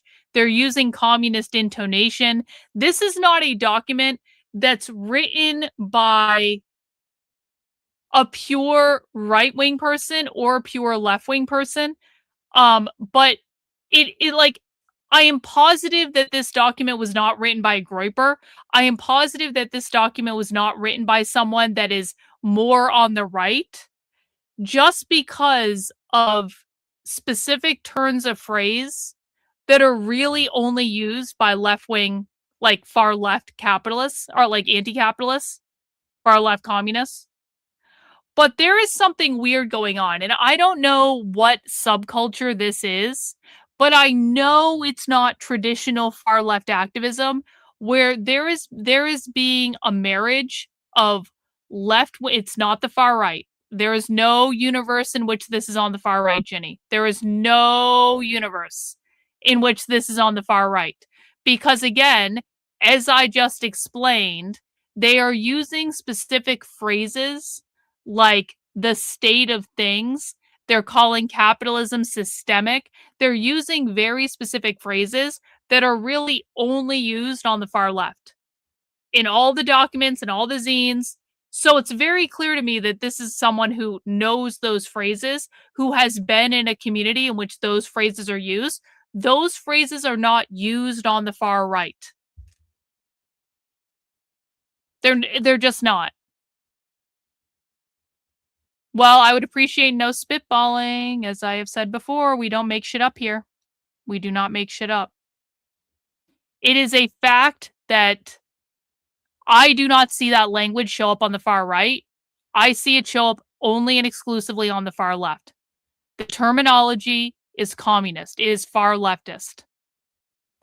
But he's making these arguments that monogamy is a good thing, which the far left does not agree with. Now, he's obviously not a queer Marxist, but still, like, you're allowed to, like, there are many far leftists who are not queer Marxists, so that didn't bother me so much as first, because there are many revolutionary groups that are not queer Marxists at all, and so it would not be, like, out of the realm of possibility for someone to be more of an economic Marxist and not believe that monogamy is a propertied relationship grounded in capitalism, which is what queer Marxists believe. But he does.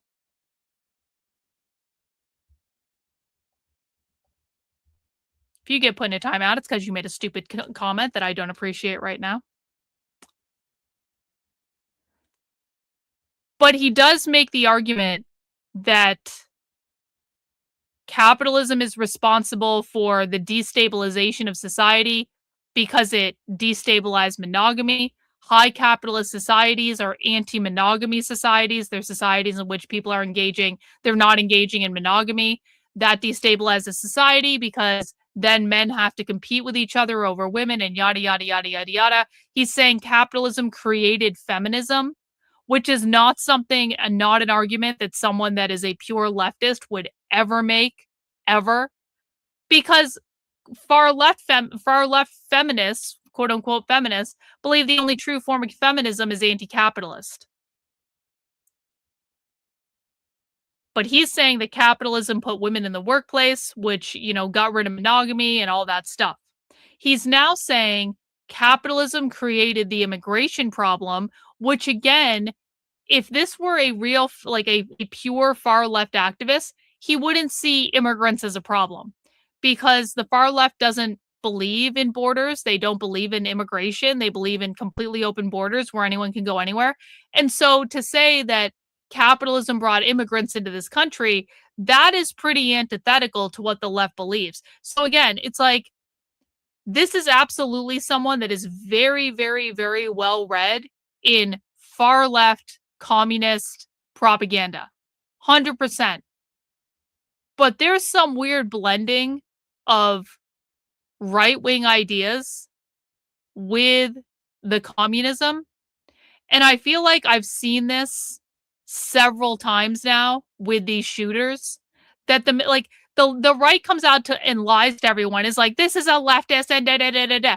Well, no, if you actually read their manifestos, there's a blending of left-wing and right-wing ideas. No, I wouldn't say this is Stalinist. No, I don't think we have evidence for that at all, actually. So I don't know what this subculture is, but this is some weird subculture that is not pure far left activism, even though he is speaking communist. throughout this entire presentation. And by the way, if it was on the far right, he wouldn't have had the line about it not being about being Jewish. It's about being capitalist. So that's another thing, that we know this wasn't written by someone who is a pure right winger either, that just doesn't like capitalism, because that does exist too.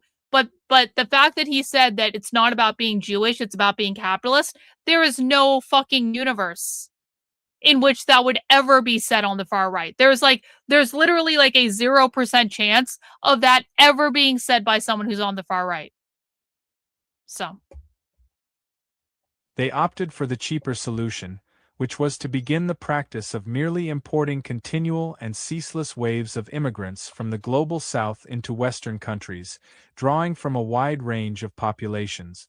Since birth rates had plummeted, the bourgeois and so it was that the now ubiquitous global South-derived migration waves there is also no universe in which someone on the far right would say that Western is defined as capitalist countries and not European countries. That also would not happen. And so it was that the now ubiquitous global South-derived migration waves into the West began at the same time that the hypergamy state was becoming dominant. All because the insatiably greedy bourgeois class found it to be far more profitable to simply import cheap labor while allowing rampant hypergamy to go on, than to promote monogamy while paying white couples enough money to have healthy families. During the 1980s, the bourgeois class vastly accelerated in its consolidation of power across the Western world, and this was done in a very clever and deceptive way that is worth elucidating here.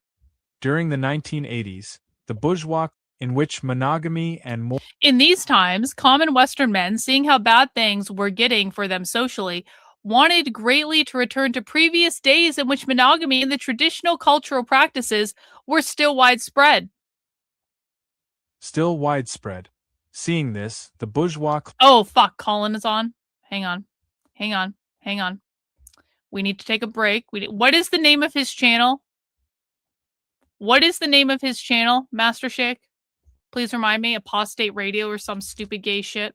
Guys, we're taking a break. If you need to go to the bathroom or, get a snack or something like that, please, this is a good time to do it.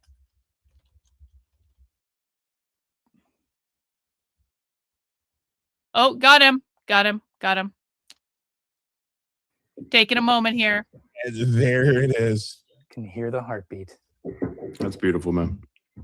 I was just doing the same thing a couple of weeks ago. My wife's expecting too, so awesome. Our second. Yes. Getting choked up just watching the video. Oh, yeah, bro. Oh yeah, man. You have no idea, bro. It's gonna you'll see when the baby's born and oh my goodness. Holding him or her. It's a really beautiful thing, and it's the love continues to grow. I was telling Isaiah before this that you see, the positive pregnancy test, and it's that's significant, and you're excited. Mm-hmm. But nothing could have prepared me for one, seeing the image and seeing the heartbeat on the screen. But then when the OBGYN turned on the speakers and I could hear the heartbeat, I was just they think they're monetizing us. Yeah. Oh, you're gonna be toast then. I can't even imagine when it's actually born and I get to hold this. It's gonna be insane. Yeah, in my experience, when the baby was born, my daughter, it was it's a beautiful thing. What should we say? But it wasn't like an immediate like oh, I'm in love with this girl. Like, it wasn't like such an immediate thing. Like, I was like I did love her and stuff, but it wasn't that. But it happened like a couple days later. At first, where like I was holding her by myself and looking at her, and then you kind of feel like a rush of love. It's almost like you're falling in love kind of thing. And then you feel it again in a couple of weeks, like something else happens where you kind of feel a deep connection, and it continues to happen. It gets deeper and deeper. So it's a beautiful thing. You're gonna love it. It's not always easy, but you're gonna love it. I'm sure you're. Are you guys married? You and Christina? We're engaged. Okay, so you'll be married soon. So yeah, your fiance. You guys are gonna love it. It's a beautiful journey. Well worth it. I'm more thrilled than I can even convey. Yeah. Wow. Yep, it's gonna be great. I'm so happy for you. You'll see. Since this is your first time on our show, we do have a tradition here of giving you a minute or two to introduce yourself to our audience and let people know what you're about. So, my friend, the floor is yours. Let the people know who you are and what you're doing. So, this used to go quickly because it was really early on in the gender Someone and better sex say wars. something But I've brilliant been in in the it for chat. about 8 years now, which is kind of remarkable. We're going to get back to just Manifesto in a second. The long story short, I was an academic. I have a PhD in evolutionary biology from UC Santa Barbara. I was doing a postdoc at Penn State between 2018 and 2020. Before then, I saw a lot of the crazy narratives being spun up among my colleagues, among other biologists that were being published in journals. Ideas that I initially saw just among sort of what I would call extremist activist friends and stuff. And these ideas were along the lines of biological sex is a spectrum. It's not just a binary. Maybe there's 5 sexes, maybe there's 10 sexes, Thanks, maybe it's Mark. just a total. Appreciate you, bro. There's an infinite Thank number you. of them. It's just a statistical, number between 0 and 1 or something like that. And so, given my background in evolutionary biology, and specifically, I studied evolutionary behavioral ecology, so behavior of animals. One major thing when you're studying the behavior of animals, especially if you're studying mammals or even I studied insects, is that sex matters a lot for determining the behavior and identifying which individuals are which. Males behave much more differently than females.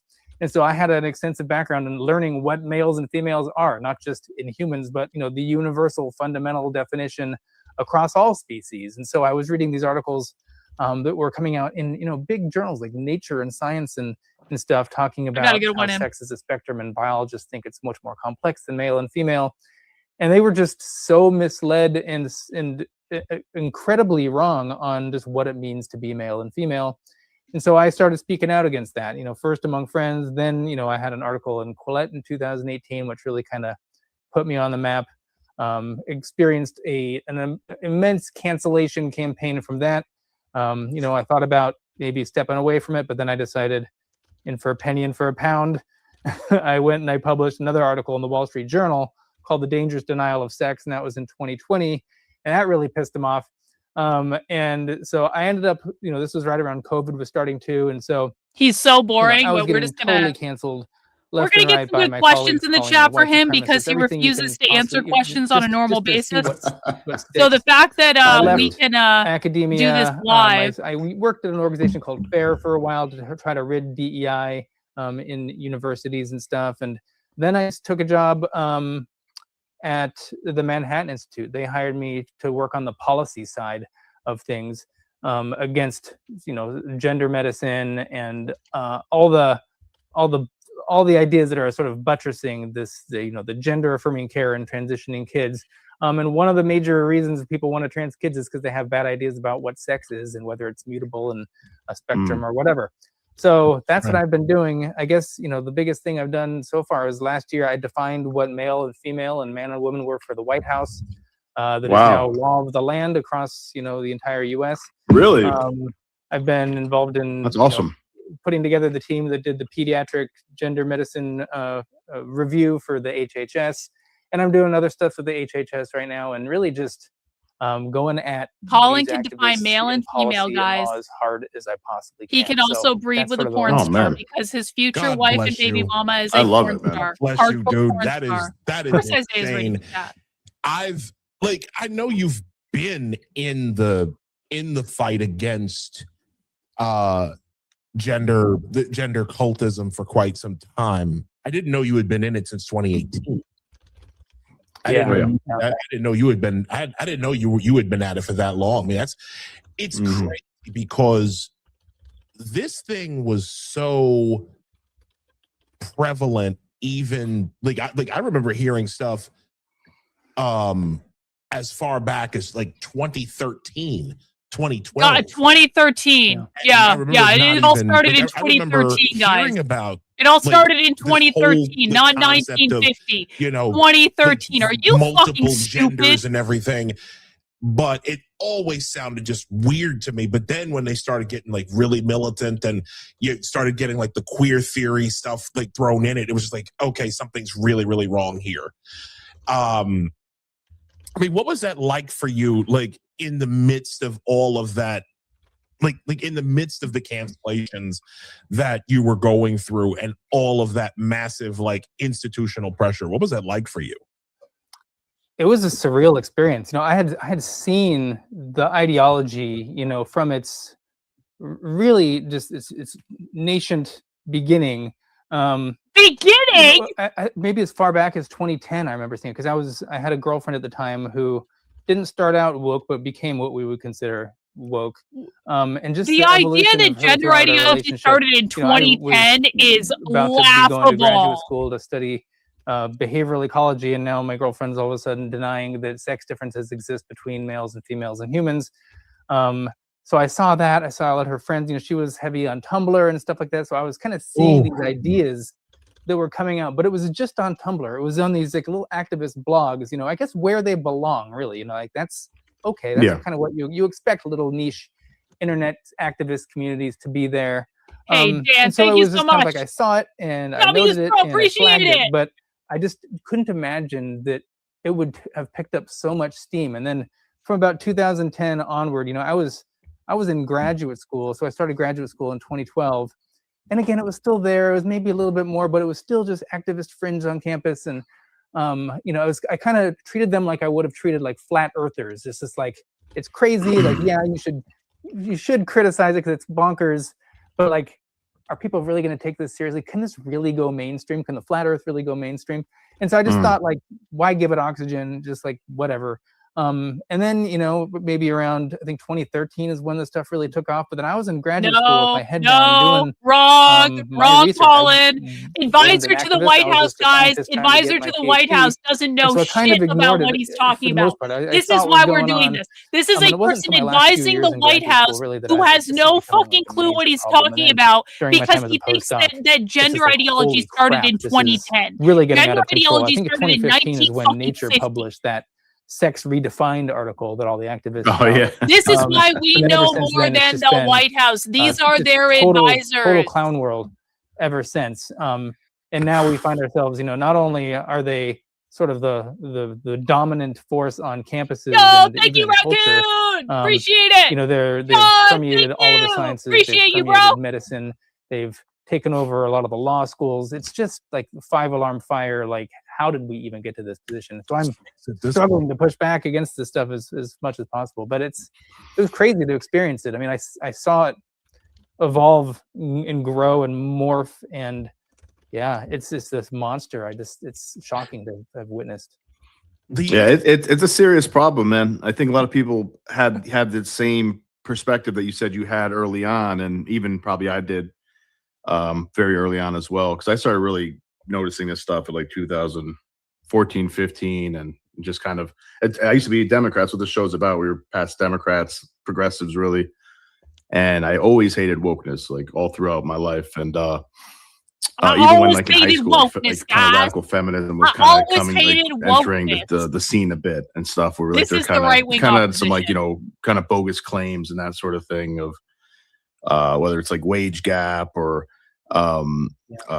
the male privilege, all this nonsense where they're like, they totally just ignore the fact that like, there's a lot of things that men are quite very much not privileged about, like having, like even just the cultural aspect of like, like on the Titanic, men have to like, women and children survive and men don't, which I don't argue with that because I'm a man, and men should be on board with that because that's part of our role as males. But the point is, we should also acknowledge that should be your headline. That's just one way. Than your being police officers or having those dangerous jobs, or being soldiers and having to be drafted. Like there's plenty of other examples. But anyways, I've always been against it, and that really pushed me away from the Democrats. But it is a huge problem. I mean, when it affects medicine, when it affects science, when it affects how people are gonna, future doctors and EMTs and nurses are going to be like, people have different symptoms based on whether they're male or female, right? Like, heart attack symptoms, for example. What are you going to do? Like, you're just going to have that up in the air, whether somebody's a man or a woman. Like that could kill somebody. And then, of course, how you raise your children. Obviously, boys and girls are usually very different. Typical boys and typical girls, or have a lot of differences, I should say. And how does that, how's that going to affect kids in education? I personally, and you probably could tell us a lot about this. I think the whole giving kids Adderall and ADHD and stuff like that, I think a lot of that is just is suppressing just we're normal letting boy for behavior. people who don't know what's going on. Baby we're boys, letting young out boys some shouldn't be, especially frustration with boys. people who are advising the And White girls House too, that don't but know what especially the fuck they're boys shouldn't talking be, about. That is what's going in on the right now. classroom sitting down like 8 hours a day with like a 20-minute recess or 30-minute recess like I had when I was growing up, and expected to be like okay with that when you're a young boy. They should be playing outside a lot more, burning a lot more energy, instead of learning things that to them are very boring oftentimes, and it's like they have to sit there all day. It's pretty bad, and instead we're just medicating the hell out of kids, and then they end up being aggressive later on and mass shooters. I don't know. What do you think about that? I know I just laid a lot on. No.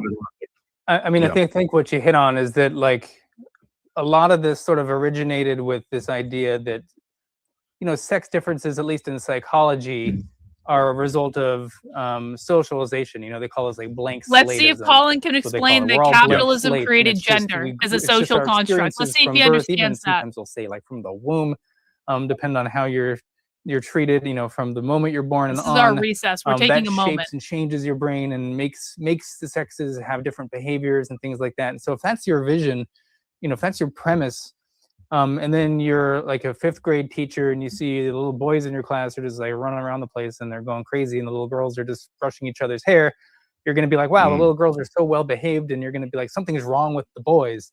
This happened to my brother. So he was probably a little more hyperactive than the average boy. He had a hard time sitting down at his desk. He would stand at his desk for the things, and he just, he couldn't really focus. I cannot believe how stupid this guy is. Like, legitimately, how is it possible this guy is this dumb? On Ritalin. That's what they were doing at the time. Fortunately, my parents, resisted this because they're like, we're going to put our child on this drug, and for some reason, almost all the boys in the class, you're recommending them all to take. Do all the boys have a disorder? Like, this doesn't make any sense. And all the little girls are perfect angels. So no, it's been a big problem. And I pushed back against a lot of the blank slate stuff. When I used to argue with like intelligent design, I was a biology professor, and I said there are men and women. There was the feminists coming after like the blank slateism type stuff. And what I saw over time is it morphed from blank slate of the mind to really blank slate of the entire body, because they used to acknowledge that, like, okay, yeah, men and women have physical sex differences, men are stronger, what have you, completely but wrong, like our Colin. brains are completely wrong. different. No, some extreme feminists would say that like no, our bodies are he different doesn't understand it at and, all. Exercised growing up, which is ridiculous, but most would be that extreme. But then it's morphed into just like this blank slate of the entire body now, where they're like, males and females aren't even real. They're just these social constructs. Created by. We've really gone to the absolute extreme, as far as you can possibly go. We're so close just then. Construct thing. I don't even know what they could possibly go to next. But I don't want to dare them. So, they're going to non-binary. Yeah, and I think almost like I just want to say I say that like just real quick. I think it's like people really need to, and I think you understand this perfectly well, Colin. People really need to take seriously what happens when you base policies, whether it's education, medical, legal, cultural, social policies, you name it, political policies based on like social constructivism, blank slateism, where like you base entire policies on that. It's like that's building a castle on a foundation of sand. It's going to collapse. And the same thing with having open borders, things like that, where like or having excessive multiculturalism without having while destroying the local culture. Not having people assimilate. Like there's a lot of ways that this is obviously going the opposite, the wrong way, and it creates a lot of chaos and antagonism and tribalism and division, and it's like it's almost as if somebody's doing it on purpose for like purpose of subversion and demoralization. But maybe I'm just paranoid. No, you're not. And I'm gonna say this because there are cultists in the chat. No. Okay, I do want to. I'm gonna get this out the way so that we can move on. I want to give a shout out to Frank McCormick's baby mama. Are they in here? Yeah. Baby mama. Yeah.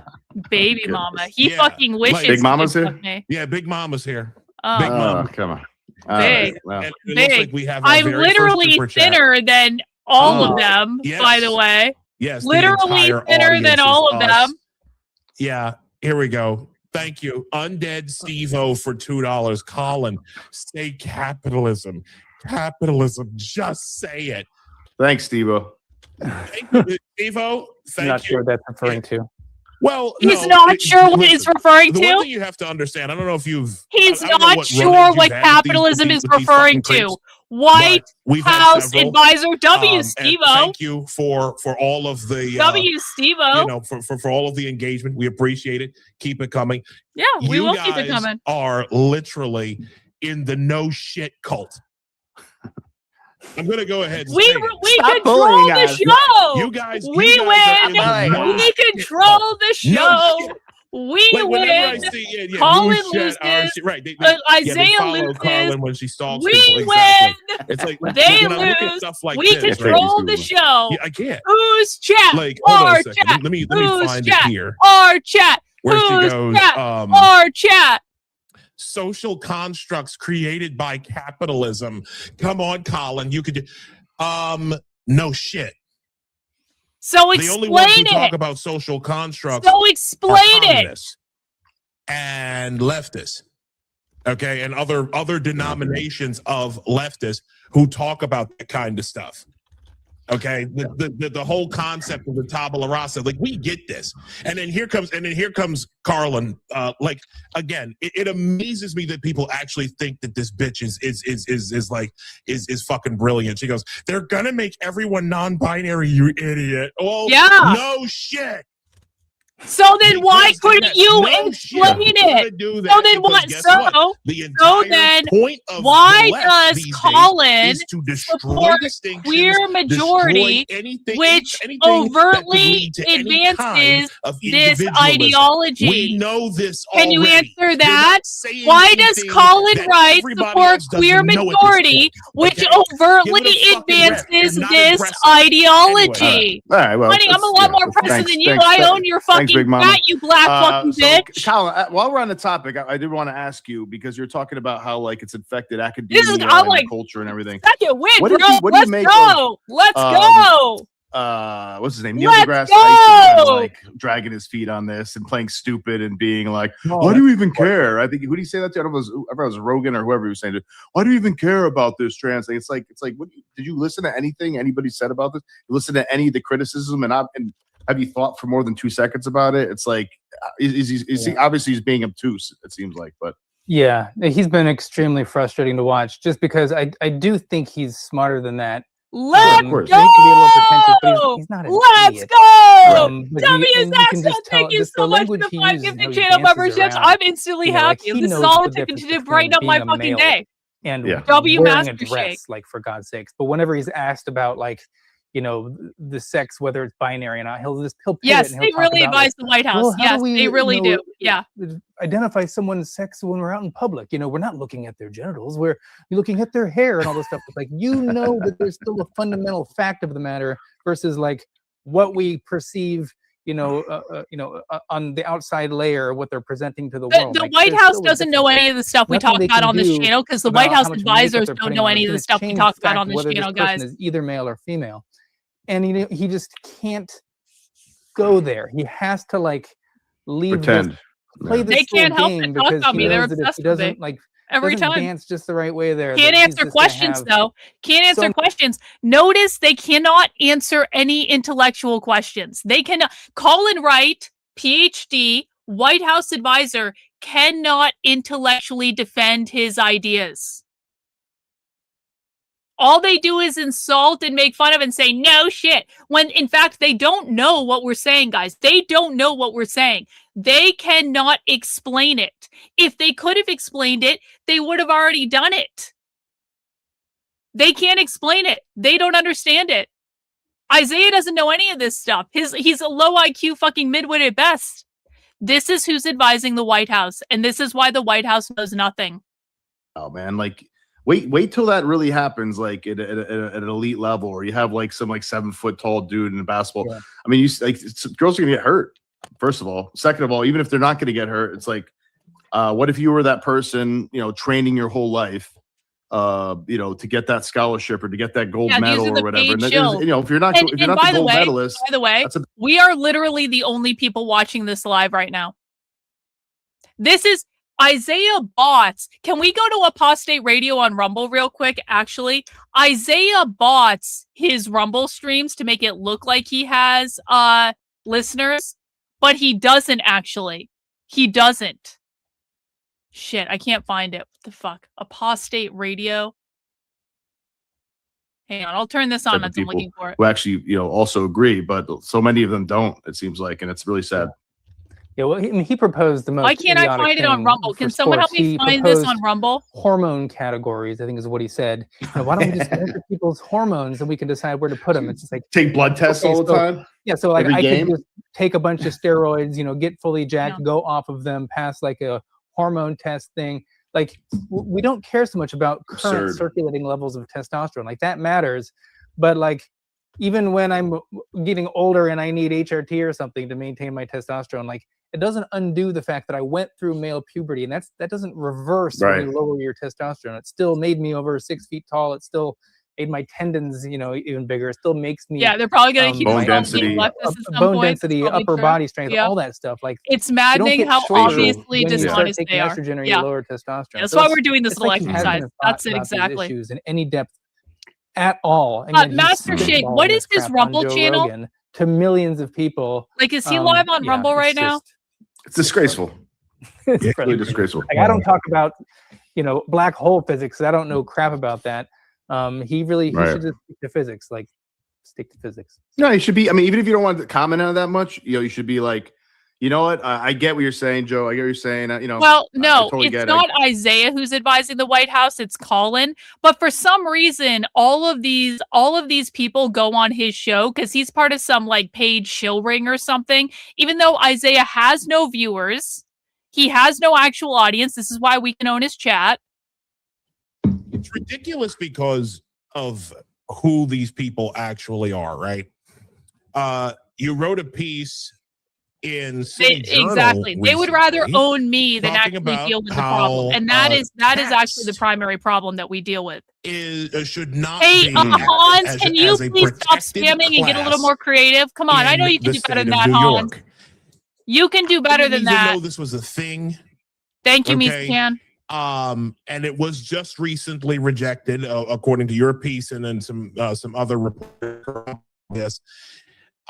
New York. I'll just read the first couple My paragraphs. chat is New York State lawmakers recently rejected a bill that would have added caste to the state's anti-discrimination code.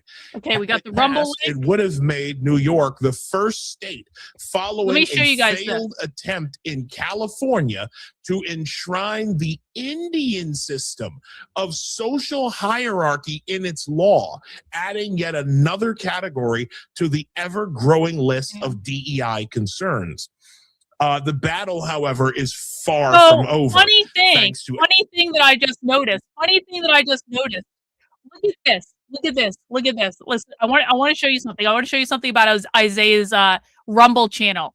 It says this has 69 views. You click into this. This only has 18 viewers, and there's no one in the chat. Okay? I want to show you this live. This is on Rumble. 18 viewers, no one in the chat. This is the live stream that's the same one over on YouTube. Isaiah bots his Rumble views. So right now, literally no one is watching Isaiah but us. And in a day or two, it's going to look like this podcast had thousands and thousands and thousands and thousands of views on Rumble because Isaiah bots his views. But you can see, based on just looking at it live, there's 20 people watching on his side on Rumble. There's no one in the chat. And there's also no one watching him on YouTube except for us. 9 people watching on YouTube. And I'll bet you that it's all us. It's literally all us. But Isaiah is in some paid shill grifter ring with the right people. And that's why he has White House advisors coming on his show. But that's also great for us too, because you guys can see just how stupid and fucking ignorant these people are based on looking at primary source evidence. I promise you, Colin Wright has never lowered himself to look at the primary source evidence that we look at on this channel, because Colin Wright thinks that what we do is beneath him. And that is why he doesn't know what the fuck he's talking about. And that is why he is wrongly advising the Trump administration. And this is why no one knows what the fuck is going on. Because these retards care more about clout and image and status and having the right academic job at the right corporate think tank and they care more about that than actually solving the problem.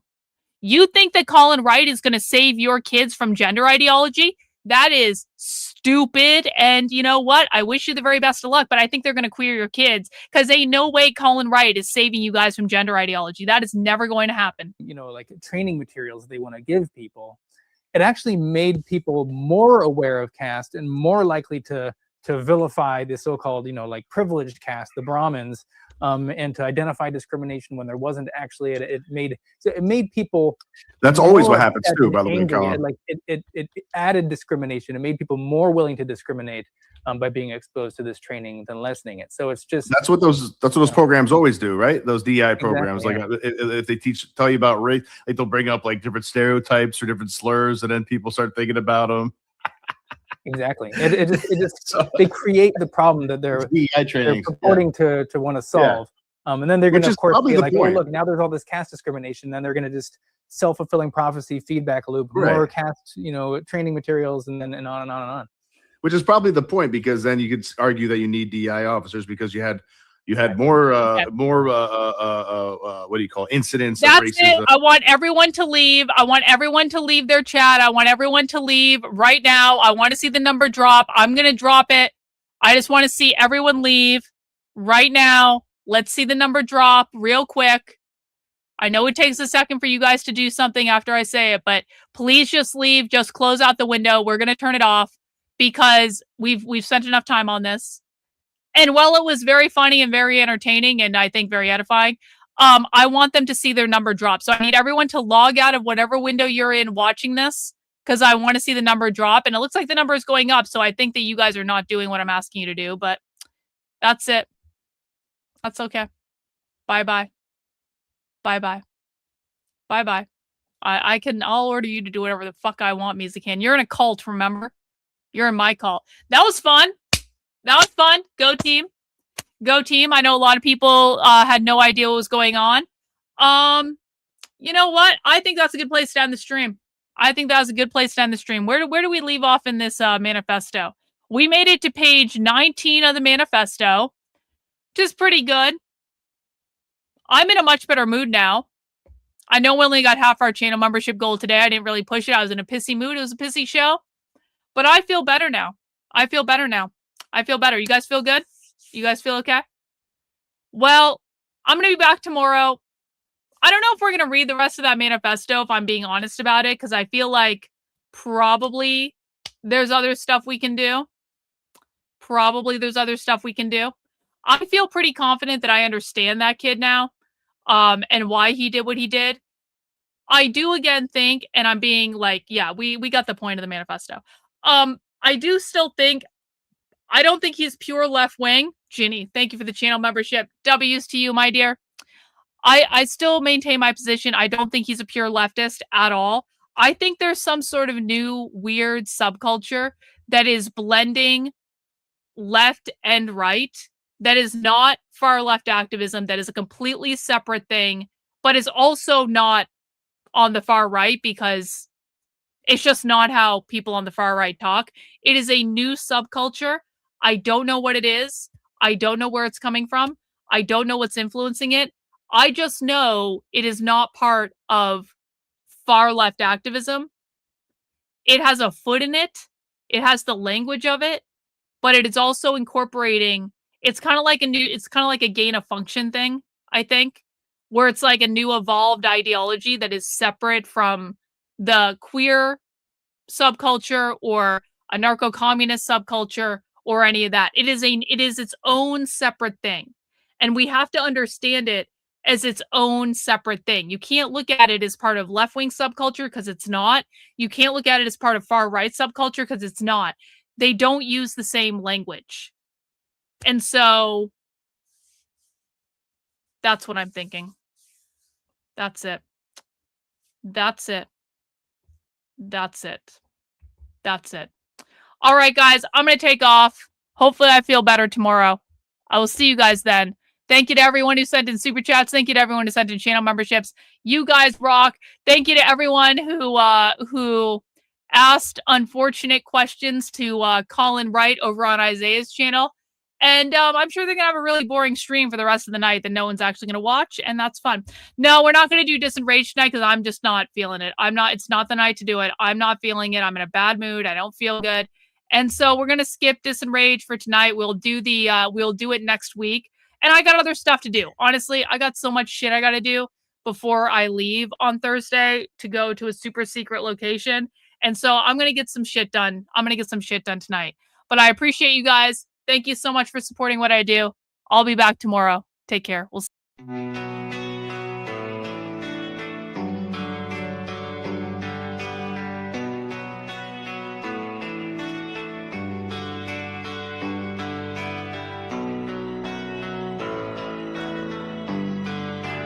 How are you feeling? How long have you been here? 3 months, May 17th. And what brought you? That's difficult to answer.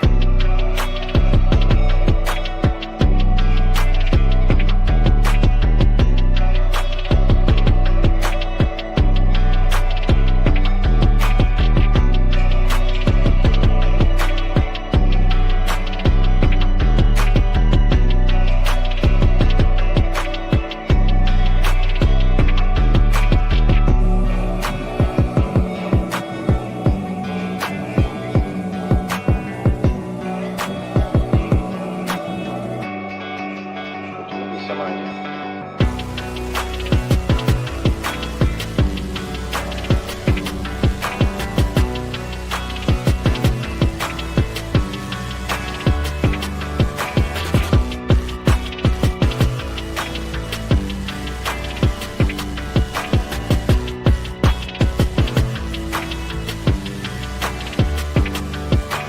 I am not completely like other people. What do you mean by that? People dislike me because I am not completely like them.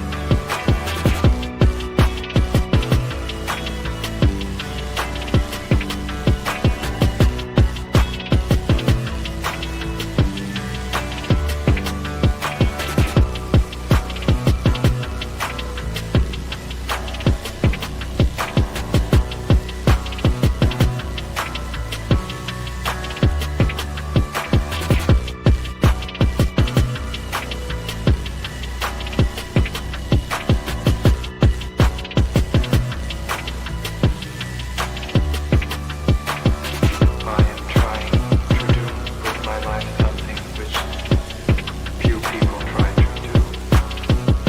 And this influences my thinking.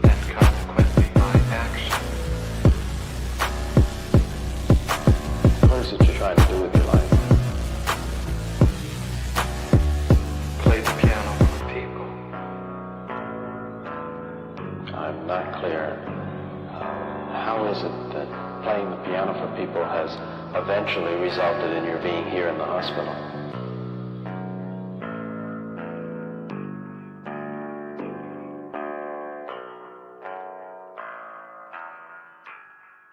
That's difficult to answer.